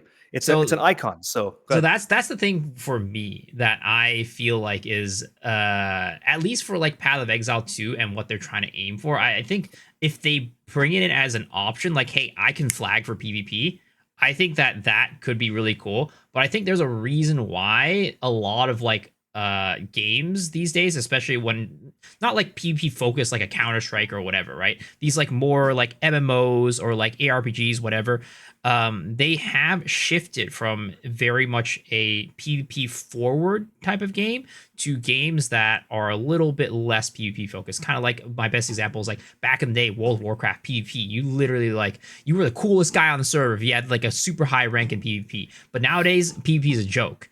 Like I think like Oh, you for asked these- Peekaboo if that's a joke. I think he's loving PvP. but yeah. most people don't care about it as much as they did back in the day. You think Your that's average true? retail player. I- Your average yeah. retail player is a PvE Andy now. Yes. I'm a former I'm a former World of Warcraft gladiator for back in the day. Like back in the day, being a PvPer was like if you had a gladiator Drake on your server, like people would like Yeah. it was a big Yeah. deal. Not anymore. Like like People any don't PvP care. in retail WoW, and it's like the top PvPers like Venruka Haruki constantly complained that like PvP is an afterthought for Blizzard, and a lot of it is because you cannot develop both at the same time. You cannot make a balanced PvE environment and a balanced PvP environment. So one of them always has to be the little sister or like the ugly stepchild or whatever. Yeah, no, I get it. Like you have to make the game first, then you bolt on PvP. I get that. But to your point though, do you think that maybe the reason people don't care as much is because the game companies and developers and like all that haven't given you a path to do so? Not exactly, because for me, the way I see it, and it feels to me, right? The person who is playing the game, coming home after work, they want to just hit bail, get their loot, get out. They don't want to deal with the stresses of having somebody come in and invade their lobby and then be like, oh shit, now I got to worry about this thing now. And like, I got to worry about this guy stealing my loot. Like, I think like the hardcore player is, and there's a reason why, for example, extraction shooters traditionally are like super hardcore games. They know, like, if you're like Tarkov or like, I think Arc Raiders is like maybe like I'm so glad you said Arc Raiders. A point Continue, where yes. like, you know, maybe it's become more casual. I think that's kind of the way that they built the game and the systems around it. Like, it can work, but in most situations, especially like a game like a Diablo or like an MMO, like people don't expect to go into there with like that hardcore mindset. I think that in those games, you need to make it an option, or else it just ends up turning away people more than it attracts them. When like the hardcore players are going to love it, right? The hardcore players are going to love it. But like the guy who's coming home after work, not playing all day, I think most of those people don't enjoy it anymore. It's kind of like a mindset shift, I feel, and you can see it again with across all these games. A lot of them had a lot of PvP in the beginning, especially when I'm talking a lot of it from like the MMO perspective, right? It just goes from PvP focused, and then over time, the focus of PvP just dies down. Same with Path of Exile. Path of Exile 1 had PvP, but you know, it never. All the great masters. Good luck with that. Yeah. Never took off. I think like there's just, when you're talking about catering to a certain audience, and for PoE 2, I do think it does cater a little bit more towards that more casual audience compared to a game like PoE 1 or Diablo 2. I think a lot of people just don't really care too much about the PvP aspect. In fact, if it was an open, like mandatory PvP while you're playing, if you're trying to open up your world like that, I think it can be a little bit tough, because like it would be a thing if it's you could like set like, hey, this room I can play with other people and no PvP, right? If it was a thing where it's like, hey, if I want to play with other people, I have to potentially deal with PvP. I think that is a little bit too much. Let me just try to get in there for a second. So Embark, right? Arc Raiders. So they primarily make their game PvE, you versus robots, go loot, go leave. Okay. The players, the community, started changing that paradigm because they started killing each other because it was better loot if I just take you out. Like, you already have the loot that I want, so I'll just kill you. And then I leave. And that created that whole PvP sphere, right? And there's a lot of energy around that. And people were getting behind that to the point where Embark had to come out with the document saying like, guys, we're not making this a PvP game. This is a PvE game, but we're so glad you're engaging in that. And so what you get when that translates to an ARPG experience, and like that happened, is that you're playing Diablo 2. And outside of just having to overwhelm demons, you might have to sometimes interact with players in a way that you didn't expect to. And that kind of friction, that kind of diversity in the game experience is interesting. And like Kaltarak said it, he's all about PvP. So he's the guy that would be like, yeah, I'll totally get in on that. Like, if they told him right now he can make a Thorns build in PoE 2, that's PvP, his ass is out in the field right now, ready to like have you hit him. Absolutely. And he's slapping that shield saying, come get some, right? But like Miso, you're not going to do that because that's not what you're looking for. But the game is better because it offers that to everybody. I think the game's a more rich experience. I think the fact that you can't opt out is the thing. And again, just to be clear, but you always can. I'm a PvP guy too. I back in the day, I used to play a bunch of PvP. And I like PvP. You're a PvP guy. But I can see the perspective of somebody who doesn't want to deal with that. And so can I. I think a lot of it would have to be opt out. I think the majority of people playing a ARPG don't want to do it. The difference with Arc Raiders, right, is you sign up for it. You know, we're a little bit on a tangent right now. You know what? You know what? Tangents are good. You know what? That's the game is about, right? And I think it's Arc Raiders hit something. It's the exception to rule, too, kind of, like in my mind, because none of the other extraction shooters were able to hit that magic. And if you can I bottle agree. that magic somehow, Right. maybe it could work out. But I still do think that people look at that game and they sign up for it because they know that's what it's about. But in an ARPG world, like typically, I feel like these MMOs, ARPGs are more of like, hey, I just want to go home, sit in my front of my computer, and just grind out the loot and not have to deal with like the stressors. I agree. As a PvP player, I fucking hate Arc Raiders. I think it is like the worst of the extraction games. Really? Because it is PvE focused. Dude, I used to feel bad playing that game because anytime I would kill people, which would be all the time because I just want to PvP, it is literally just tears. Just, dude, stop, please. It's a and it actually made me feel bad. That would get me going. Dude, no, it happened non-stop. no, Literally, you do anytime that. you kill someone in the game, it was like, bro, please, I'm on a quest, and it's just like, this is not what I play this for. I play this to murder people. And Yeah, dude, I ended up making. I'm downloading it as we speak. What? What's the game called? That was my every Arc experience. Raiders, yeah, exactly right. Yeah. I ended up role playing as a cop. I was like, I'd watch people like, kill each other like you're doing, and I'd have to like shoot you down, gun you down, like take you to, all that stuff, fun stuff. But back to D2R for a second. So you do opt into PvP. So I agree with you. It is PvE first. So what happens, like this is how it actually plays out. Just like not to deter anybody that might want to try it, is we do a run. There's 8 players in the game. We're doing a Chaos Sanctuary run. We're going to go kill Diablo. And then superhero Dead Rabbit comes in. He's like, time to take you guys out of my clean, huge Warlock, right? Call to arms, battle orders, battle command. He's got 5,000 life and he's teleporting you with Enigma. Here comes the train, right? What I have to do as like a content creator playing the game or anybody in the community to defend the run, it's about completing the objective, right? So we can summon Diablo and kill him for his loot. Going up against Dead Rabbit coming in is I have to stop what I'm doing, turn around and go deal with this threat before the threat hits the team. And that makes it so much more fun for me, but I'm obviously not looking for this all the time. Please don't hunt my games, but it makes it interesting because I have to stop him or he's going to ruin the run. And so that level of like intrigue didn't happen yet. And then I get to take his ear and I get to talk some smack. I'm like, here's one of your ears. Can I have 2? Come get some. Like it's that talking some smack, old school Diablo, right? Like it's kind of nice that it's still there. So it makes it interesting. You don't have to do it. You want to opt out? It's easy. Escape, up, enter, leave the game. Done. But you lose all your progress. You don't lose any progress. You lose no progress. Everything's there. Like, no, So I mean, like, you have what you have. if you're in the middle of a run, right, and then somebody comes in and ganks your ass, don't you lose that progress and you lose the loot?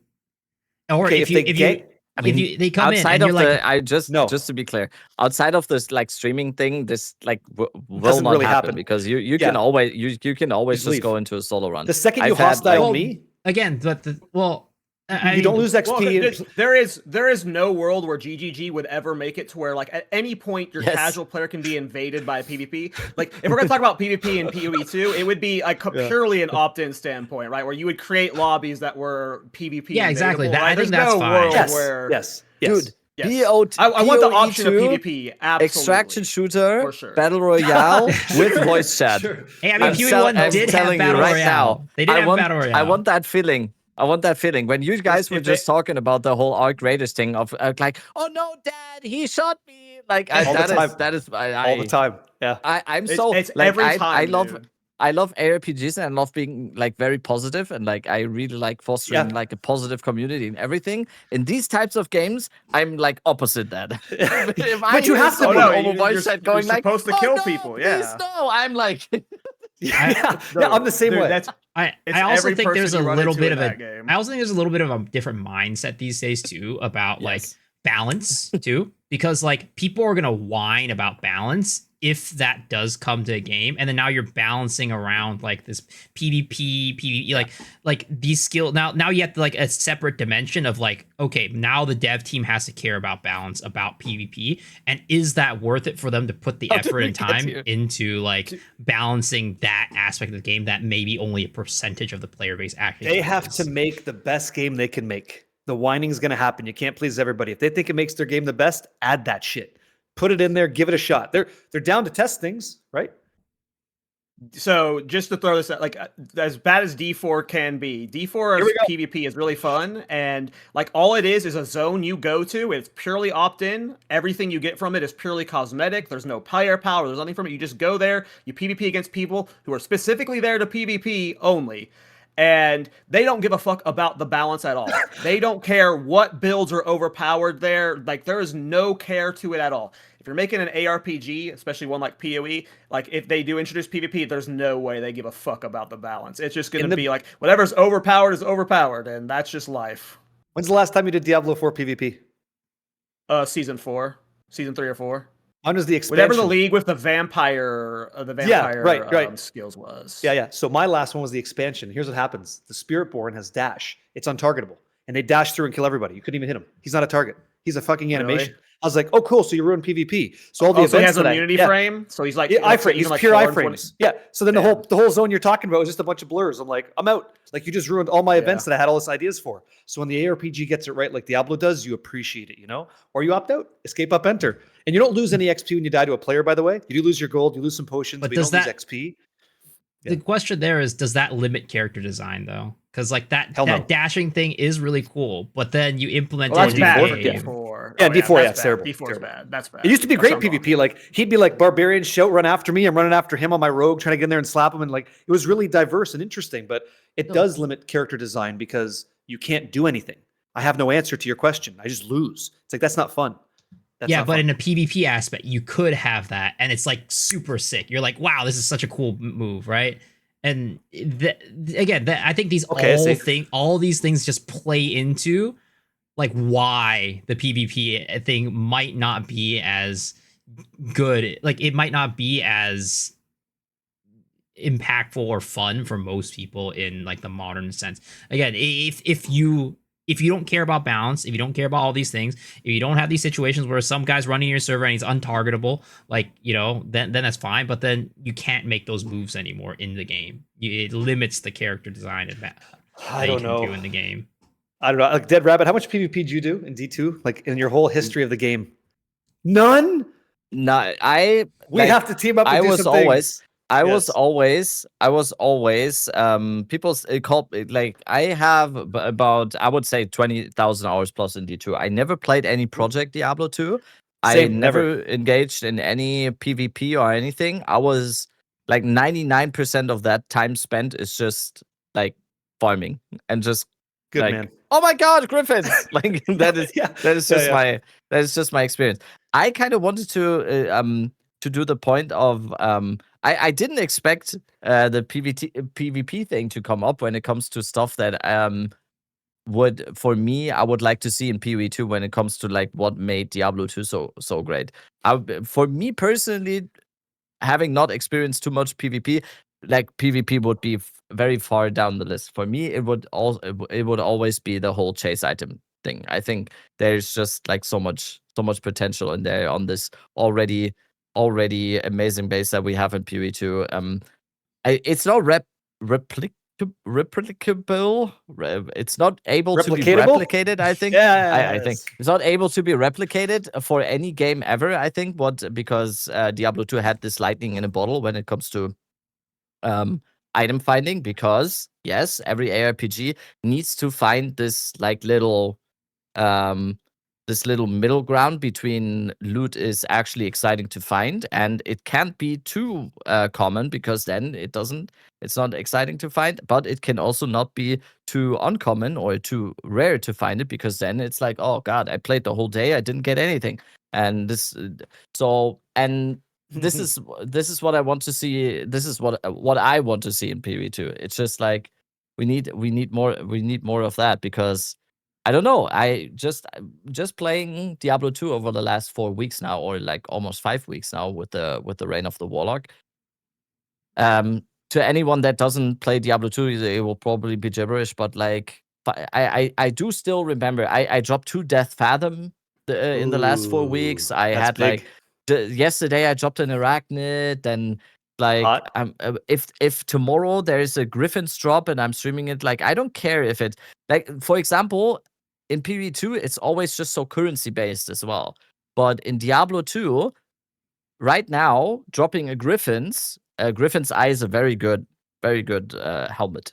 It's not a helmet, it's a diadem, it's a circlet. Diadem, yeah. But it's a very good item in Diablo 2 for all the non-Diablo 2 listeners.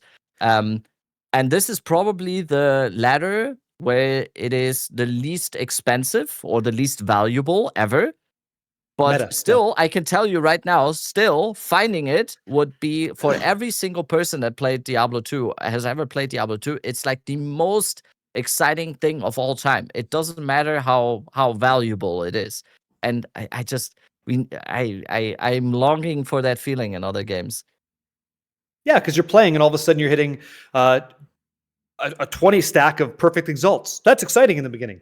And that happened to you twice. It's like, wow. And then he hits like the, you said the griffins. Okay, so he drops like a 10 stack of divines. Like, huh, like that's a good day. Like he's having a good day. And he's waiting. But the thing is, it's the identity, right? Like what that item lets you do, not what that item lets you buy, is what makes it exciting, right? How you decide to take that diadem to Larzuk, hard to explain this in PoE terms, but then socket it and then put whatever you want inside. Like to you know, it's like, that's great. That's going to build the character's like shape. It's so beautiful. Don't have that. We don't have that level of character design. And unfortunately, I don't think so. I'm with you. I love it.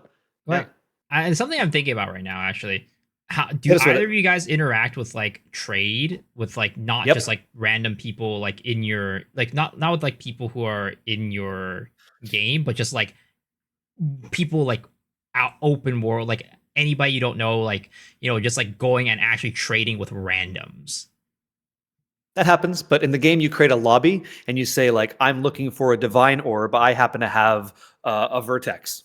And As an example, like, are you doing that with like, all right, and how often are you doing it? And you're doing it with people in your stream mostly, or is it just like did you do this like, yeah, how often does that happen? So I'm not the right guy to ask for this because the environment I create doesn't really cultivate that transaction, unfortunately, because I have this term that we use in our channel, like they call it, it's PBP, people before pixels. The idea that Mhm. if we all have a good time playing, it doesn't matter what our items are, we can take care of each other, right?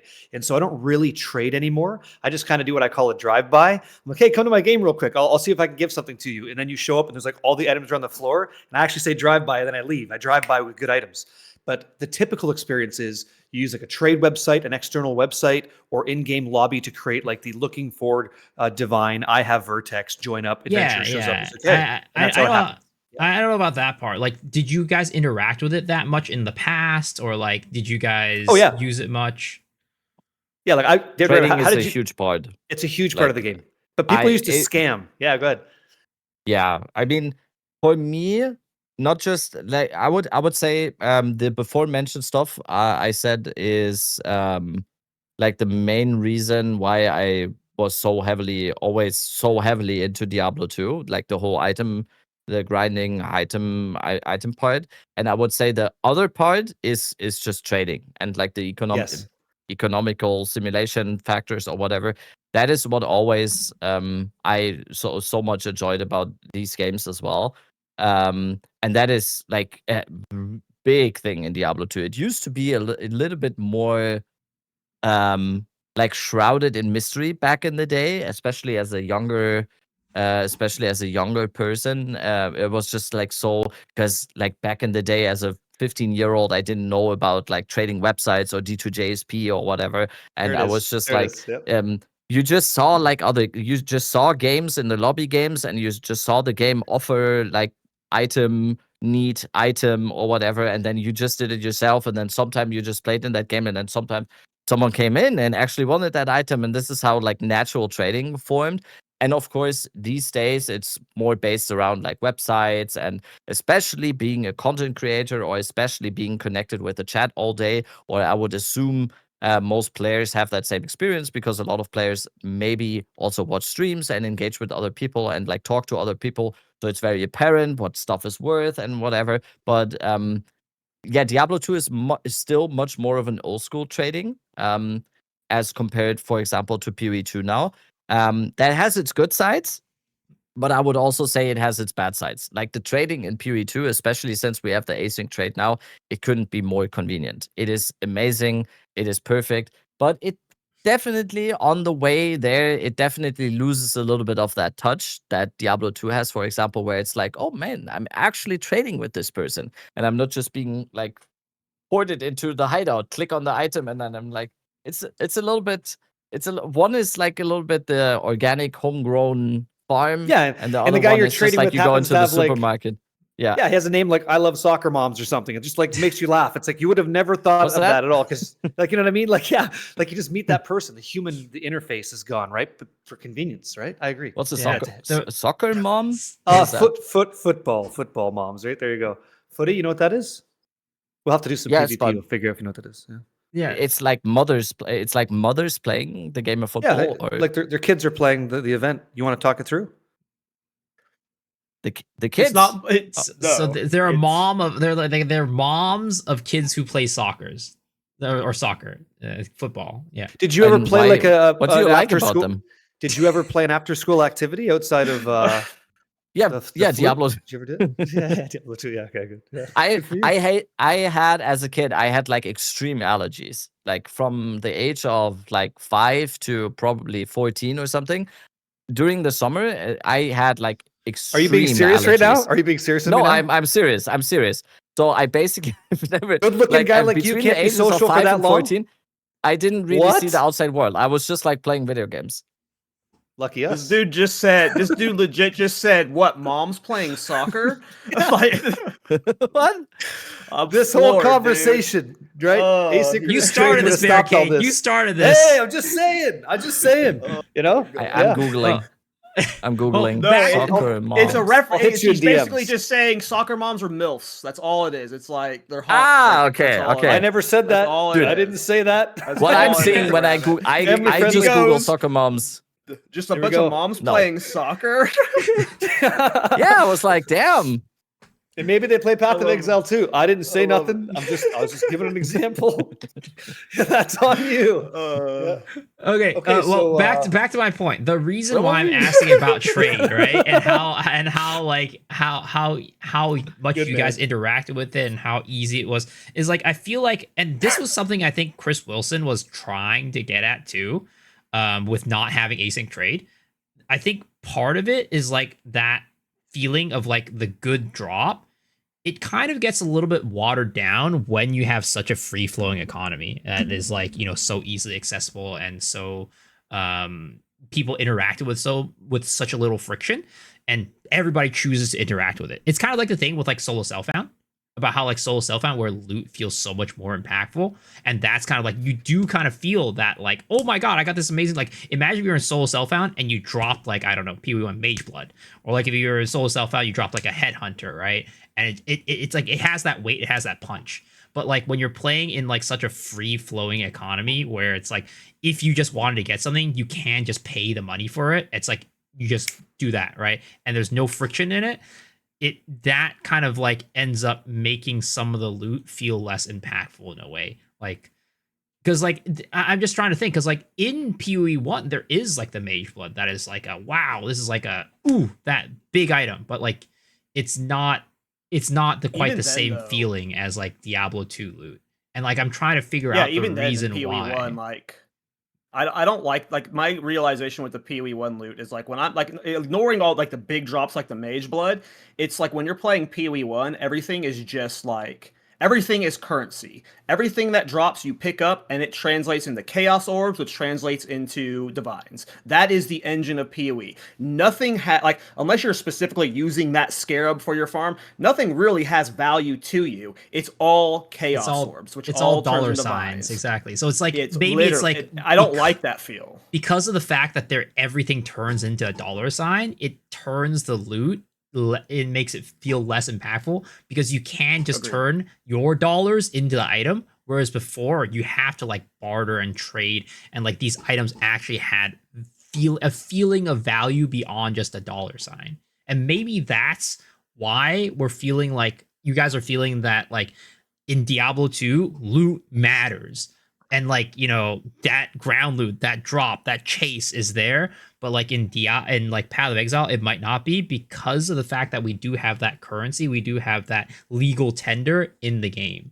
Maybe that's why. I don't know if I'm like I don't know. Maybe I'm speaking out of my ass, but that's kind of the conclusion that I'm trying to No, you're maybe like getting towards. spot on. You're spot on. It's this whole like feeling that I always describe, but just to like close on the question, what what I have in Diablo 2, what kept me engaged in Diablo 2 for so long that I would like to see in PvE2 or even like other ARPGs, it is that for me it always goes back to ground loot.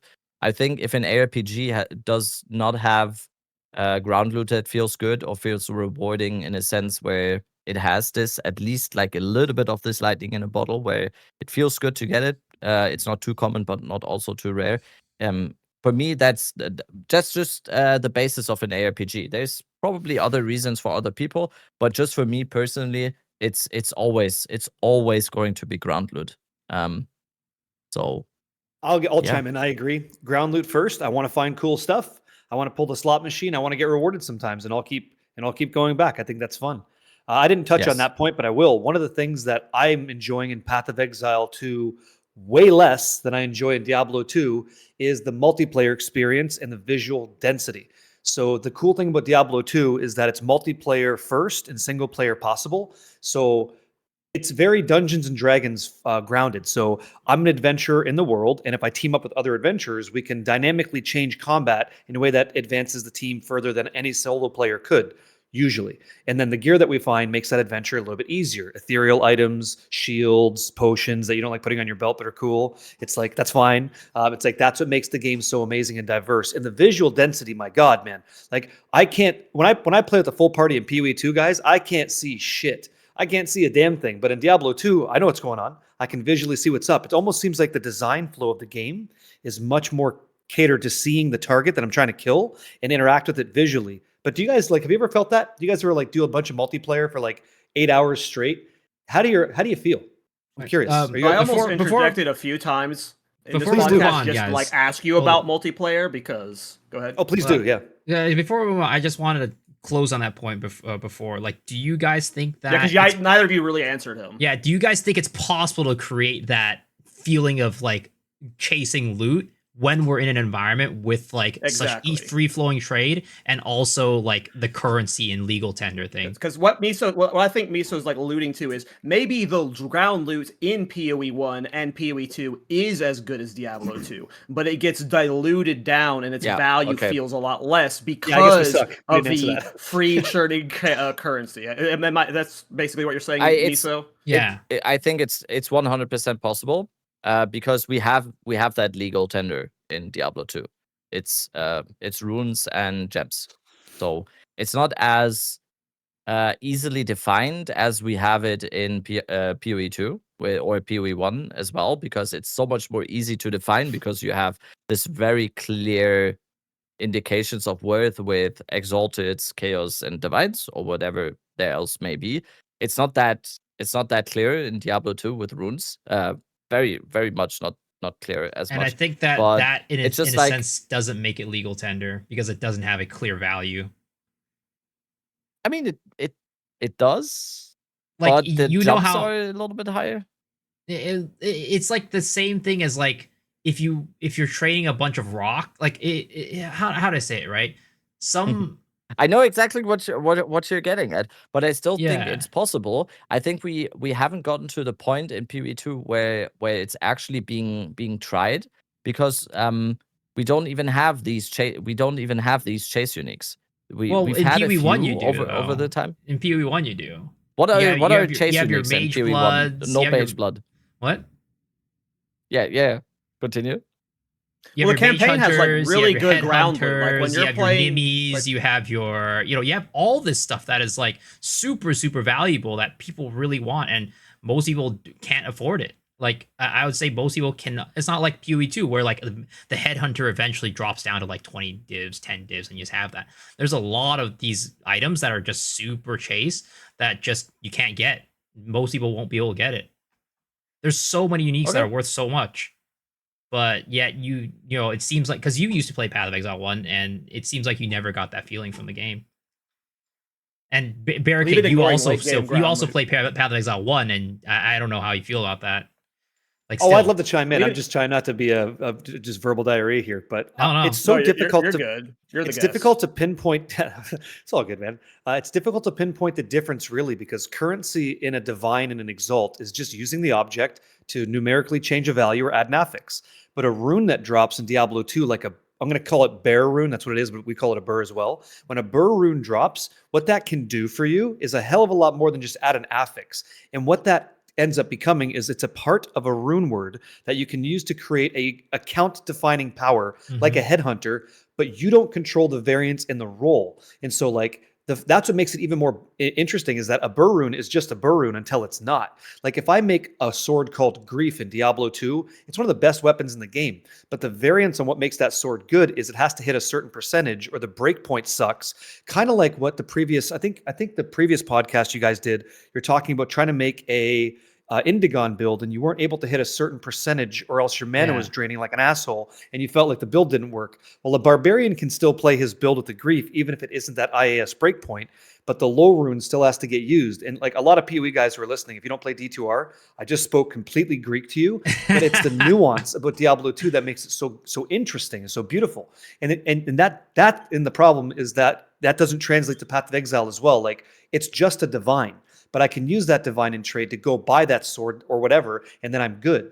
It's like, it's just not the same. Like you don't feel the appreciation of the nuance as well. And when we get that in PoE 2, I'm screwed because I'm addicted even like I'm already screwed. But so I guess really my question is, there. can we get to that point with the Of course current you can. system? Of course you the can. current systems in the Of course you place? can, because anybody who plays Diablo 2 knows what the market rate of an ist rune is. They know what ist gets you a Shaco today. A Vex used to get you a Shaco weeks ago. Like just like your Headhunter, it comes down. We'll talk about it. But The Vex again, was 40 I think divine. a part of that is also the liquidity of it too, like how easy it is to trade and get this stuff. Because we have an auction, like even before we had async trade, like the trade website was way less friction than you had in Diablo 2, and It's like very liquid.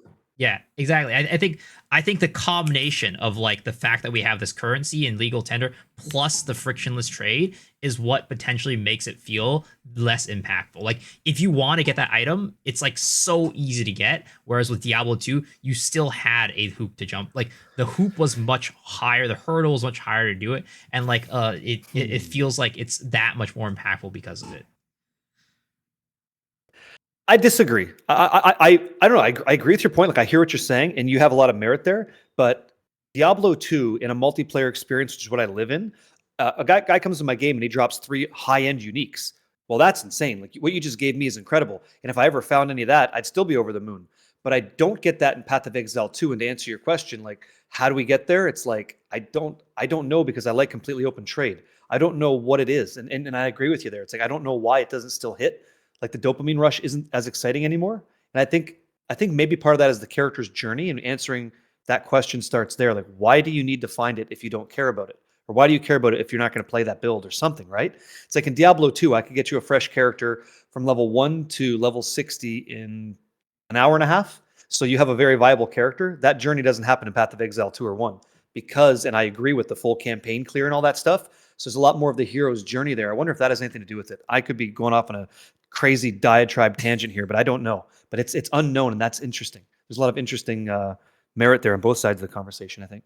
Yeah, because it's like if it's just that easy, right? You know, you want to just copy Diablo 2 loot and then put it in the game, but this is so many years. No, there's so many years have passed, and like we still haven't gotten that feeling that you guys are saying in the game. And I think there has to be something with like the modernization of ARPGs and No, you're right.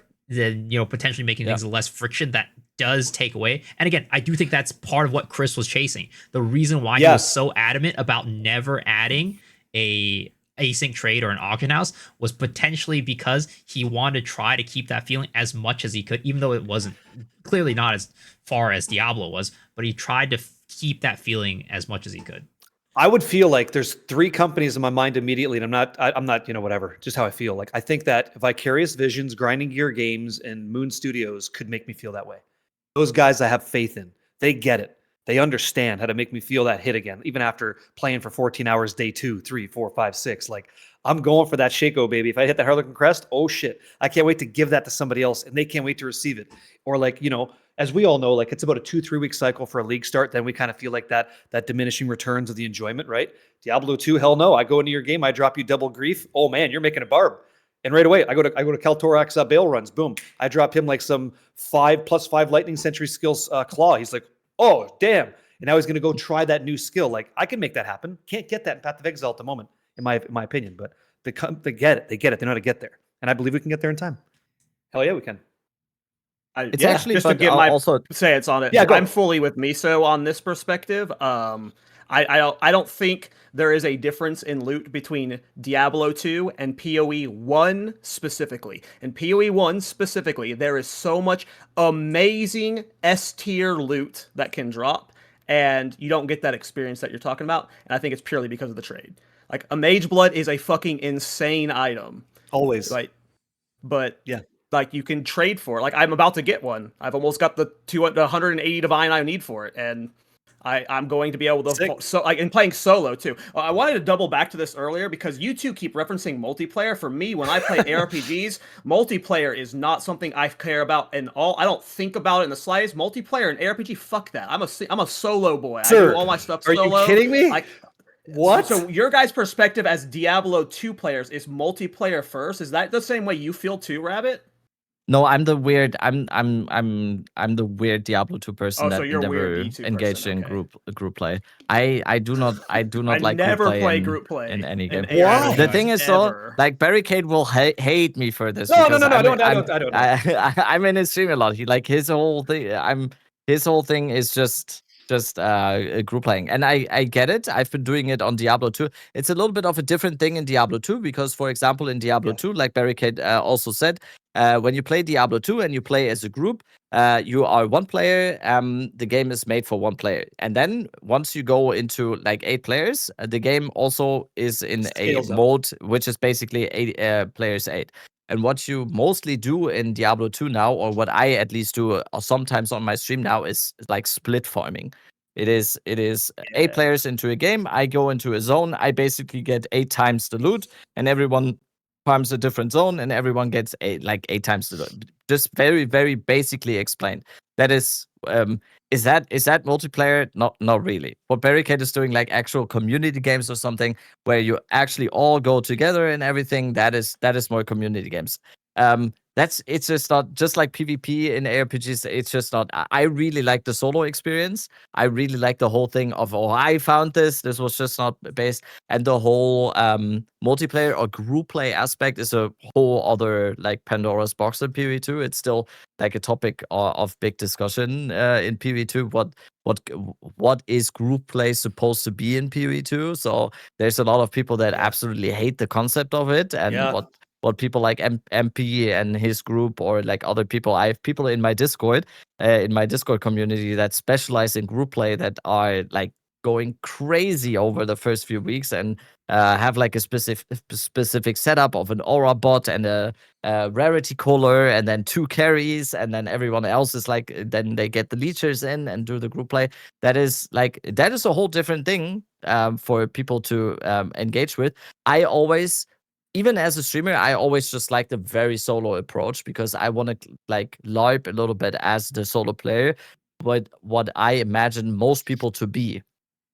I would say 90% of people that play PvE2 are just like solo players. They never play with anyone else. They just solo farm content and whatever. And I want to represent that a little bit in my content as well. Like everything that I got here, like 1 week into the ladder reset, 1 week into the league. This is my character after 1 week. This was farmed by me. This is what I did in this league. And even though I most likely played a lot more than most people in the first week, because in the first week of a ladder reset or of a league start in PvE2, I play like 18 hours a day at least.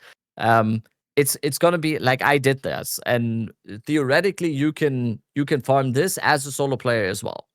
In this time frame, so I never really engaged with the multiplayer content. It's completely 2 different things in these 2 games, though. Same. As Barricade will probably. What's your multiplayer pitch for ARPGs, Barricade, for people like Kalturak and me? Okay, well, my pitch. I think you're allowed to play the game and enjoy it the way that you want. That's first and foremost, right? That's a crazy activity. take. That's a crazy take right what? there. Too bad. That's and very guess nuanced. what? And guess what? You can like Diablo 4 2 and PoE 1 and 2 at the same time and enjoy it. And guess what? No. You don't gotta shit on somebody else's opinion I because don't know. you D4 don't feel bad, the same bro. way. D4 bad. I don't know. I'm just telling you that's true. I'm Canadian, okay? I gotta be Switzerland on this one. But here's what I don't have to give you the pitch. If you're having fun playing the game, then the company did its job. They gave you a cool leisure activity to enjoy. The thing is, with the solo player thing, I get it. I get the allure. I log in, I do my own thing. I don't care. It's fine. I don't got to worry about the stress of somebody else finishing their act first or like wanting to leave and I got to stick around. There's a lot of pressure when we do that social engagement in video games.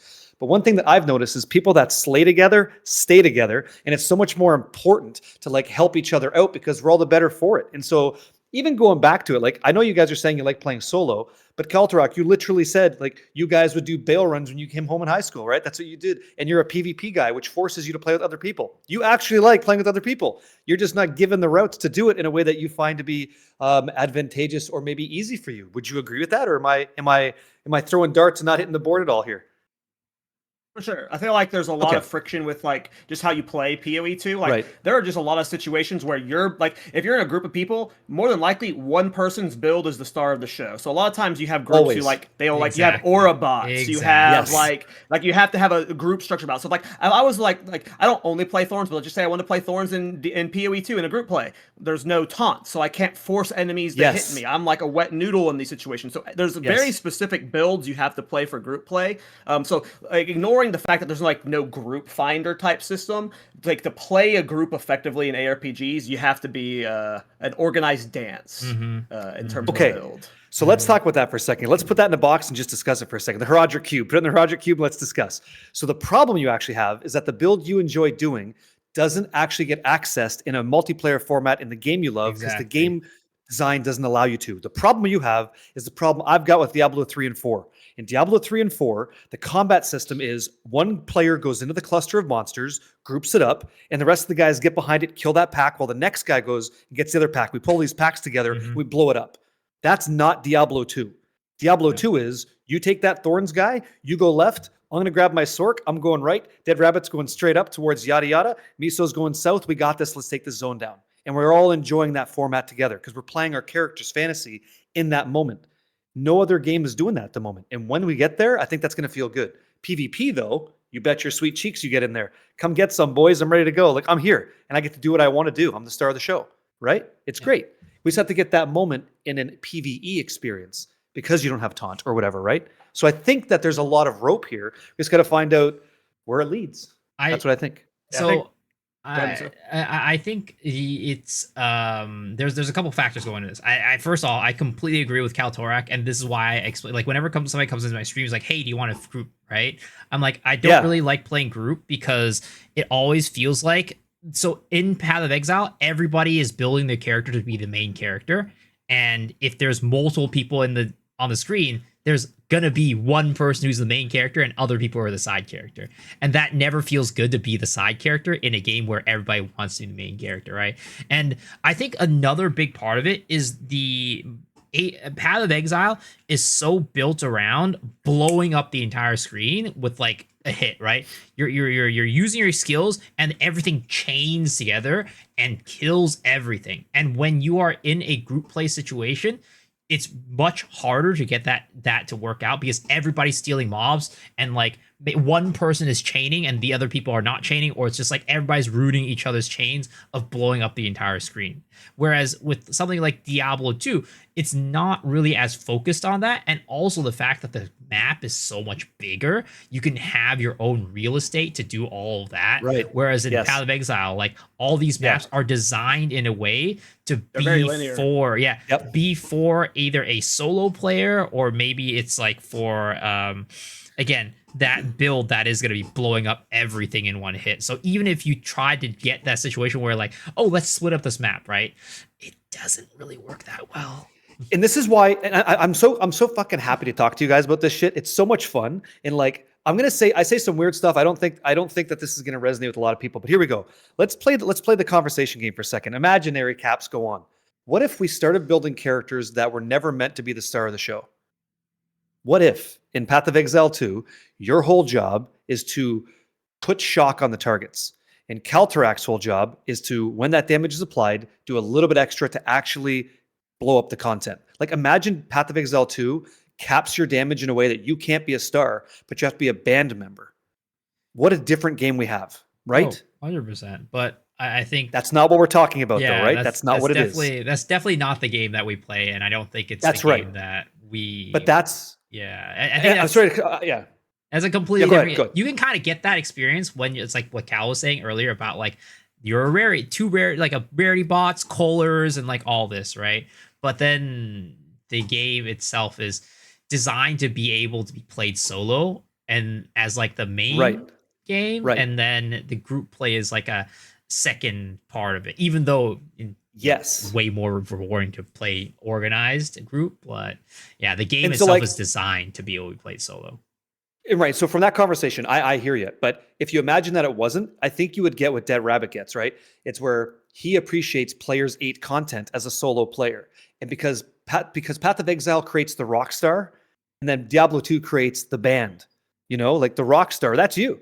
Everybody's going to follow the rock star. You got your groupies, got your roadies having a good time. We're all having a good time. That's the style. But in Diablo 2 for us, it's like, if I want to play with other band members, we're going to make great music together. But it's not multiplayer if you don't want it to be. It's a choice you have. And I think that's what makes it such a strange conversation about what is the thing from Path of Exile 2 that we're missing that Diablo 2 has. It's like, it's so hard to put together because we're not talking the same thing.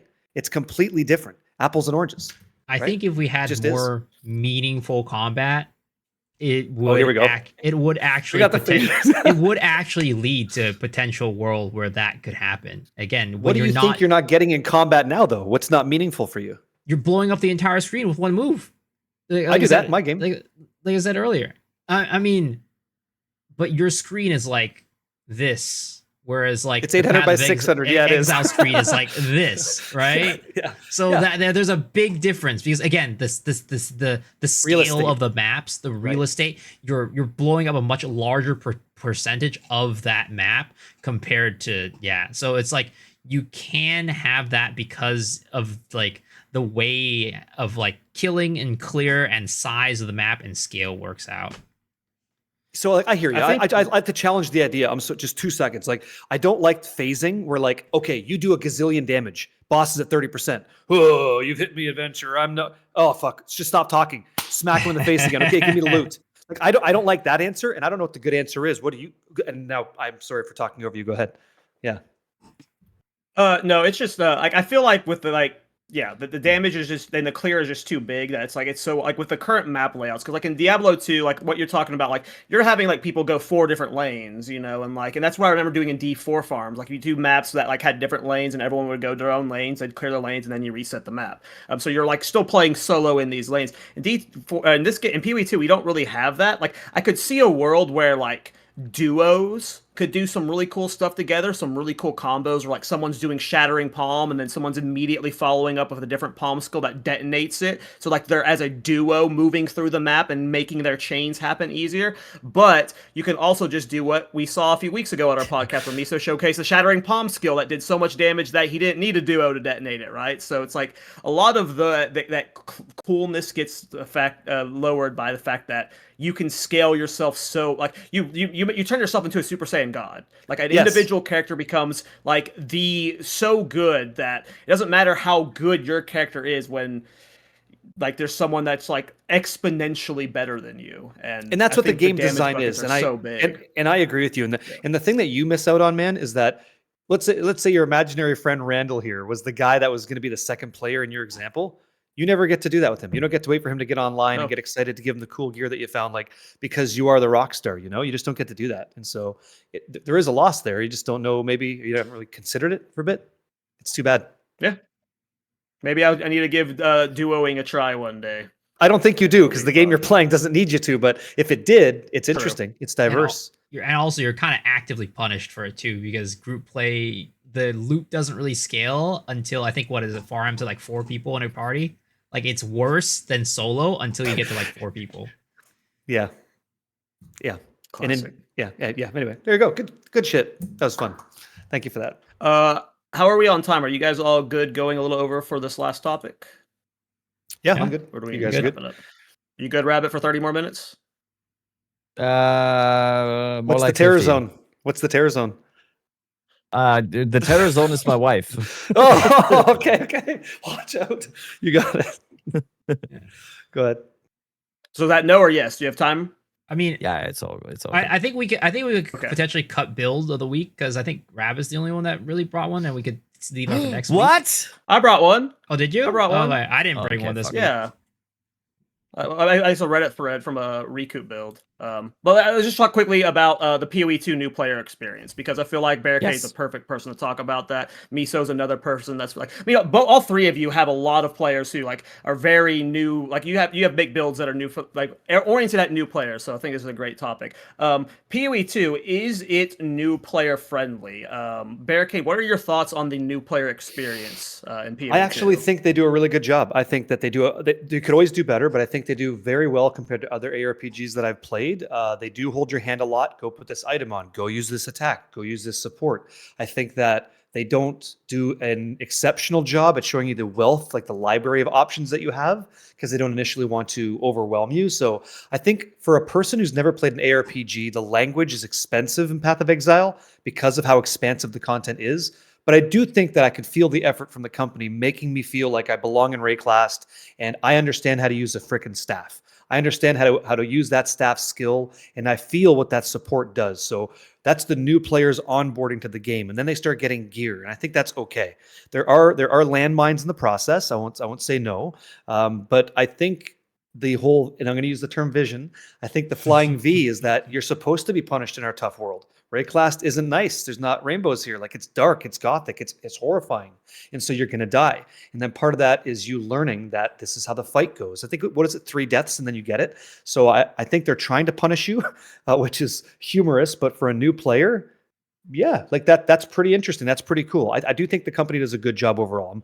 I'm happy with that. And from my position of broadcasting out the game to the world, I'm happily ready to answer the question if something comes up. And like, I'm trying to think of like a question that I get asked just like from the new player often is it probably has nothing to do with the game. Actually, it has to do with how the hell do I get that build guide thing to work? I'm following the build guide and this thing doesn't work. What did I miss? So they're like speed running the guide, trying to get to the answer before they enjoy the journey is what I find. But I think overall pretty good. Miso? I mean, I think that I completely agree that for like compared to other RPGs, Path of Exile 2 is definitely doing a very, very good job.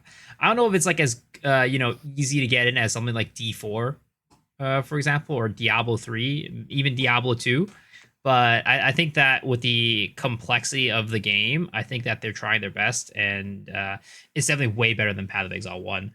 I think that a lot of it has to do with just like the fact that you can actually play the game without looking at a guide.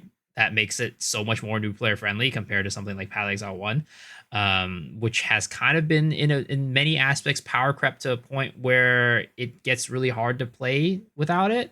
And I'm not saying it's impossible. I know a lot of people say like, "Oh, I've done it. I don't know what you guys are doing. I've gone to endgame. I've done all this." But like the majority of players who are going into it end up running into a wall in Path of Exile 1 if they don't end up trying to, look up something. Either like they will run into a wall and it'll be very hard to overcome. It's not like impossible, but it's to a point of friction where a lot of people end up deciding to stop playing before they can even get over that wall, which I think Path of Exile 2 does a great job of making sure that they build in systems, and also just the game is designed around making it so that those walls are naturally scalable by a player without having outside help.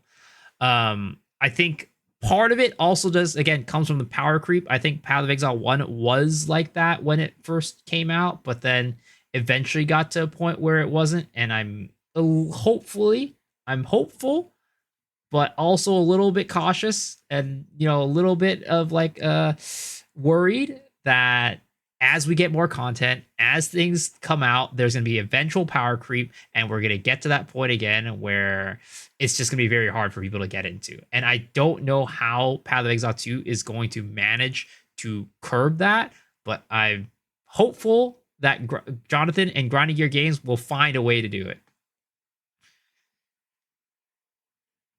Rabbit?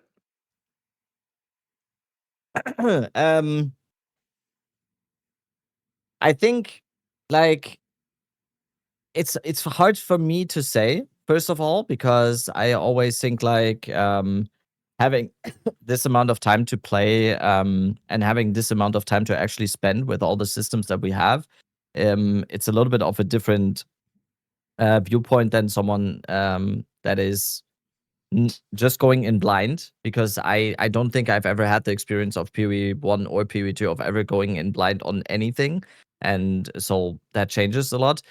I think there is still a lot to be done in PoE2 when it comes to just naturally getting someone into like everything and just like having explained all the stuff to them, because there's still a lot of stuff where people still go like, this is how I got into PoE2 content creation, by the way. Like I was looking for like I saw I traded an amulet in 0.1. This was like the first week of 0.1. I traded an amulet and it had an anoint on it. And I was like, yo, what the hell is this? What the hell is this? How did he get it on there? And I was looking for the information. I couldn't find the information. And then I found like one YouTube video of a guy like explaining how to anoint an amulet in 45 minutes. And then that was like the first initial thing of me going like, okay, I'm pretty sure I can explain this in 30 seconds. And then I made a YouTube video of explaining how to anoint your amulet in 1 minute. And then I kind of thought like, damn, I wish that was just like a little bit of an introduction into how to anoint your amulet. I think there's still ways to go, but at the same time, and this goes kind of into the same point that Miso also goes, I don't think it's ever gonna hit 100%. I think that is not possible. I don't think any game in the world ever had like, oh yeah, everything is just perfectly explained all the time, 100%. I think that's never gonna happen, especially not in a game as complex as PoE2 is gonna be. I really hope that exactly that thing that Miso just alluded to is something in the back of their minds, because I think the reason why PoE2 exists is exactly that thing that Miso just said. That is the reason why PoE2 exists. Otherwise, there's no reason for it. They want a game as good and as addicting and as enticing to buy some microtransactions as PoE1, but they want it on a much more easy to digest, in a much more easy to digest form. And I really hope, and I think this is like on their mission statement. This is like on the top of their mission statement. So I think this is it's gonna be the case. Yeah, to answer the question, yes and no. Yeah, I think that's a good point. I feel like a lot of the blind spots in the tutorial systems is definitely of like stuff that's like GGG's like, oh, they know how to do this because they've played PoE1. Like what you just talked about with anoints. Like, there's no tutorial for anoints. Anyone that knows how to do those is someone that's played PoE1 before, right? They know that system was carried over, and I feel like that's where a lot of the holes in the tutorials are, is just like PoE1 stuff that hasn't been fully explained yet, which I assume will come from like a league mechanic at some point. The biggest questions I see all the time is usually it's not even like, it's just confusion around how classes and weapons work. A lot of people don't realize you can use weapons on other classes. Like that's like there's been many times where I like I'm wanting to do a witch hunter build. I'm like, oh well, check out this cool like bow build, or check out this cool mace build. I'm like, wait, what? I thought you had to play crossbows with that class. I don't know why that's such a big disconnect for people, but that's a comment I see frequently. I think it's just, how classes are usually designed in most games.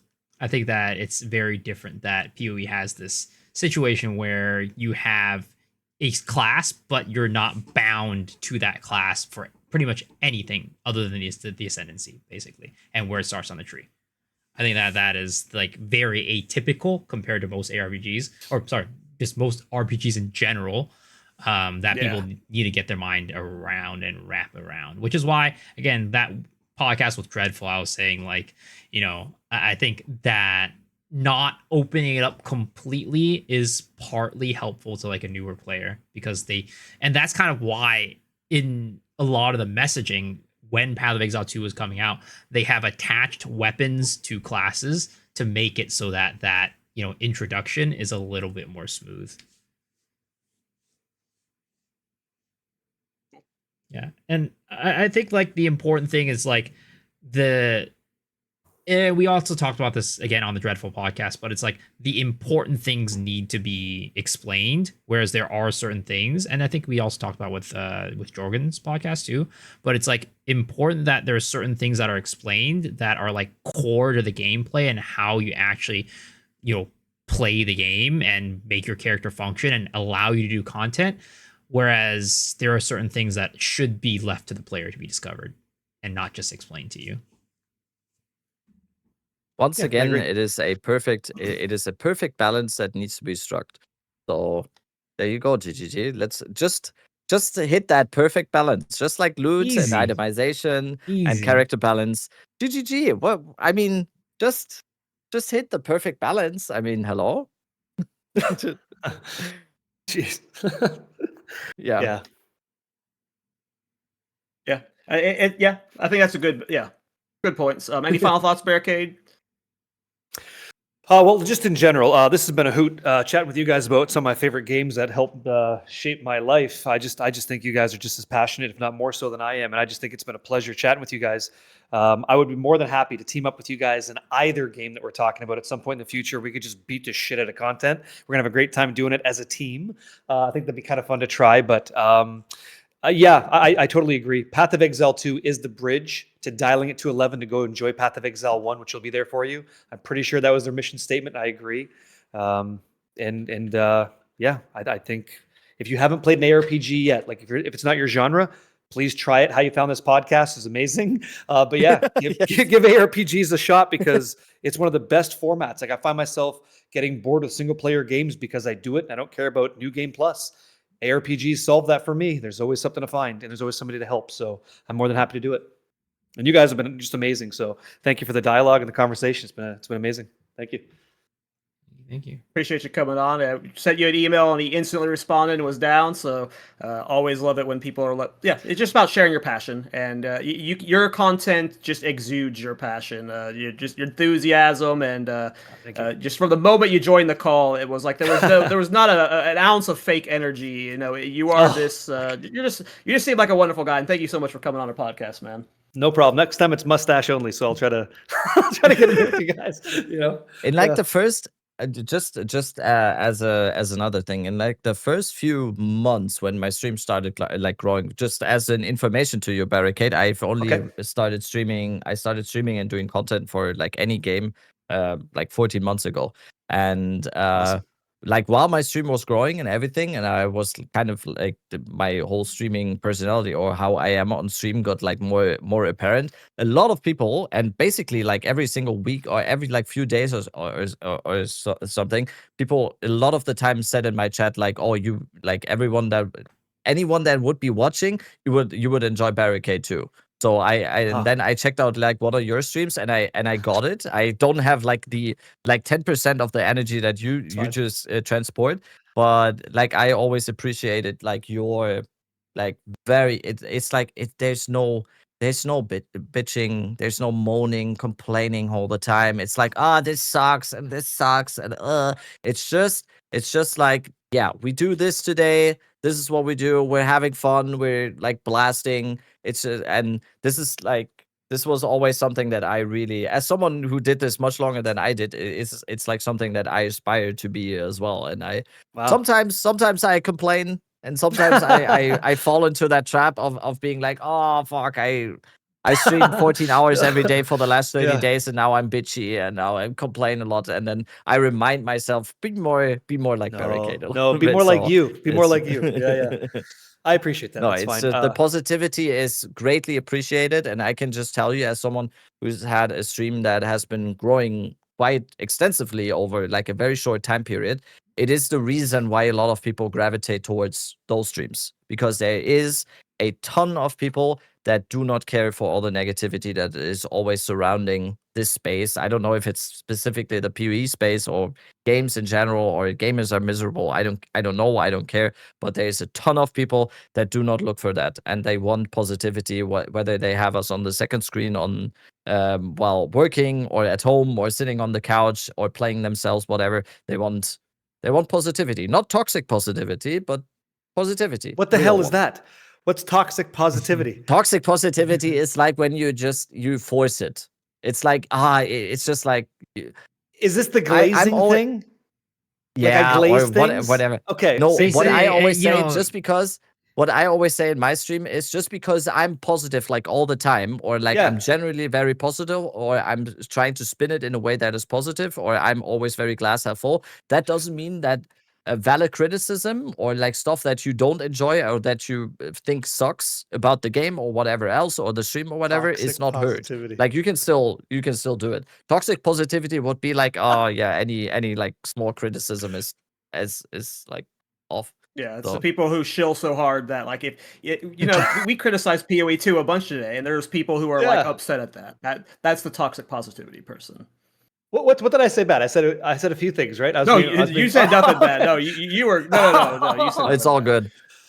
Okay. Whenever we say something positive, the comments are that we're shills and we're glazing, and whenever we're saying something negative, it's like we're I get that. Okay. Not that we have to go down this path and stuff, but let's just really quick. Again, your Terrazone's your wife. I don't need you sleeping on the couch tonight. I want to make sure you're healthy and happy, okay? Because that whirlwind will destroy you no matter what. You saw the light going on, right? I saw the light go on. Yeah, I was like, that's your check. Okay, so I'll be as fast as I can. So, it's a blessing that any of us, and I think we all agree here that, and maybe you don't, but it's a blessing that we even get to do this, and it's received by people who enjoy what we enjoy as well, and we can offer them a benefit to their enjoyment even more, right? Like I just make content because I would like the answer to how to anoint my amulet today, and I don't want to wait 45 minutes to do it, and I think that I could offer that to the world, and if that gets received positively, what a joy that is. I'm not a spiritual guy, but the word blessed makes sense. It's like, how fucking fortunate am I that I no longer have to drive a forklift 4 days a week, 12 hours a day in the cold to for a food processing plant. Now I get to play video games. I get to dance in front of people online. Like, that's a fucking great time. And the messages I get back from people like, dude, I lost my house, had you on the phone, and like now it's all coming back. Positive energy, man. Just I'm making it happen. Like, that's great. Like, I'm so glad that was the end result. And like you said, you watch my King's March video. Hey, great. Hopefully your King's March is slapping and you're going to get those mirror shards and it makes your day better. It's worth doing. And if that's glazing, then fuck off. It's just me telling you that I want to help you. And if you don't want that help, then don't get it. But I'm not going to stop because you don't like it. It's what I do. It's who I am. And I'm not going to change who that is. And you guys shouldn't either. Like, you're having a positive effect on people. Keep doing that. Right. And you'll create a positive atmosphere. Like, that's simple. Yeah. That's how it's got to be. Right. Yeah. I'm not going to be for everybody. Yeah. I'm not going to be for everybody. And you guys are. Yeah. Be yourself and enjoy life. That was my mic drop. Yeah. I saw. Yeah. Zod. Right. You got it. Yeah. That was perfect. Thank you. Said. Yeah. Well, there you go. So yeah, skip build the week then. So just to give Rabbit some sanity, we'll keep the builds for next week. Yeah. Well, I mean, I think at what this level point, are you? What level are you in D2R? What level are you?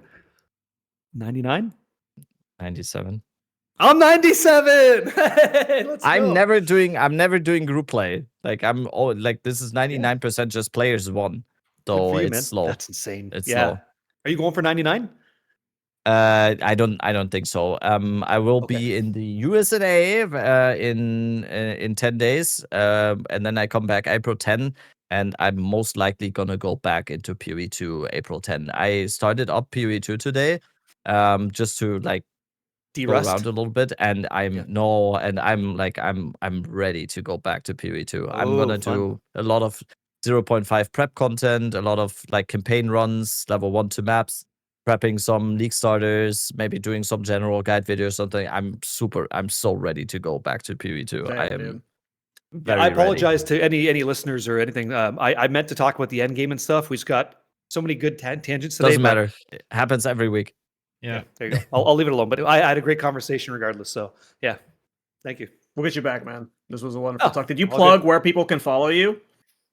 No, you don't have to. It's okay. I didn't. It's okay though. Do it. No, it's fine. It's okay. Do it. We do that at the end of every stream. We do that in every podcast. We do that every guest plugs themselves. So on YouTube, it's at Barricade TTV. Twitch, it's just Barricade. And you can find me 4 days a week. It is Monday. No thank you anymore. It's Tuesday, Wednesday, Friday, Saturday, 4 p.m. Eastern time till about midnight. And it's community gameplay in any game that we're doing. I like meeting new players. I like meeting experienced players. And if you want a community that puts players first, that's us. And let's get together and slay things and have fun doing it. That's what I do. Oh yeah, that's me. Thanks again for coming on, man. Wonderful. Anytime. Talk. Miso, go ahead. Yep, as per usual. Twitch.tv/MeSoXshuru, YouTube.com/MeSoXshuru. It's probably where you're listening to this podcast. Come hang out. It's a good time. Gonna be playing some Crimson Desert over the next couple days, if not more. We'll see how much that game hooks me in, but I'm super excited. But if not, we'll probably just go back to Path of Exile 1, play some more Mass Spectral Shield Throw, try to min-max that character. It's been a good time. Come hang out. Any belts? No belt yet. Any shrine? No belt yet. Any shrine belts? Maybe. No, maybe one of these days. Maybe one of these days. Yeah, I think I used up all my luck I'll be dropping the there. mirror though. Are you scaling Spectral Shield Throw with Tempest Shield? No. I don't have the spear mana to upkeep it, unfortunately. I wanted to try that because I heard you could scale Spectral Shield Throw and have Tempest Shield be doing the damage versus a Spectral Shield Throw, and that sounded fun. I was just curious. Sorry, random. Go ahead, Rabbit. Yeah. Hello. I stream on Twitch usually. Right now I'm like taking a little bit of a break. There's like a little bit of a downtime. I'm still playing D2 off stream. Just chilling a little bit, preparing for 0.5. Getting mentally and both physically prepared for 0.5 with some of the stuff that I will be doing soon. I worked on all the guides, everything. So yeah, it's gonna be lit in starting Man, in what April. a boomer. For Unk 0.5. energy right there. What? Unk energy right Uncle there. energy. Big unk energy. I'm very young and hip. Yes, for real. Like that. Yeah, I don't know. So I good. stream on Twitch. Most of you know. What I wanted to say is, if you're like on YouTube or whatever, if you have Spotify, please rate our podcast on Spotify with 5 stars. That would be amazing for us. I was kind of amazed at how many listeners on Spotify we actually have every week. Mhm. So Shout to out keep to that Spotify, folks. move up in the algorithm, 5 stars on Spotify helps us a lot. Oh yeah. Yeah, same for me with Rabbit. I'm planning like a bunch of stuff for 0.5. I plan on like, depending on like how big the patch is going to be balance wise, I'm planning on going through like a lot of my old builds. Some of them are still like set to like 0.2 and 0.3. I want to get a bunch of my old builds updated for 0.5 that can be. So I'm going to be doing a bunch of stuff like that going into the launch. But until then, you might start seeing me streaming some solo stuff on hardcore. I'm getting the itch to go back to playing PoE2. I just don't want to burn myself out Yes. before 0.5. So Yes. we'll see what happens. But next week we have Talking of Tryon. We're going to be talking about fun stuff like the campaign skip discussion. And Ooh, that's it will gonna be spicy. a fun Oh talk. God. So, going to be a spicy episode. So Oh no. yep, that'll be fun. And yeah, thanks for Barricade for coming on. We'll see you guys next week. Thank you so Bye. much. Peace.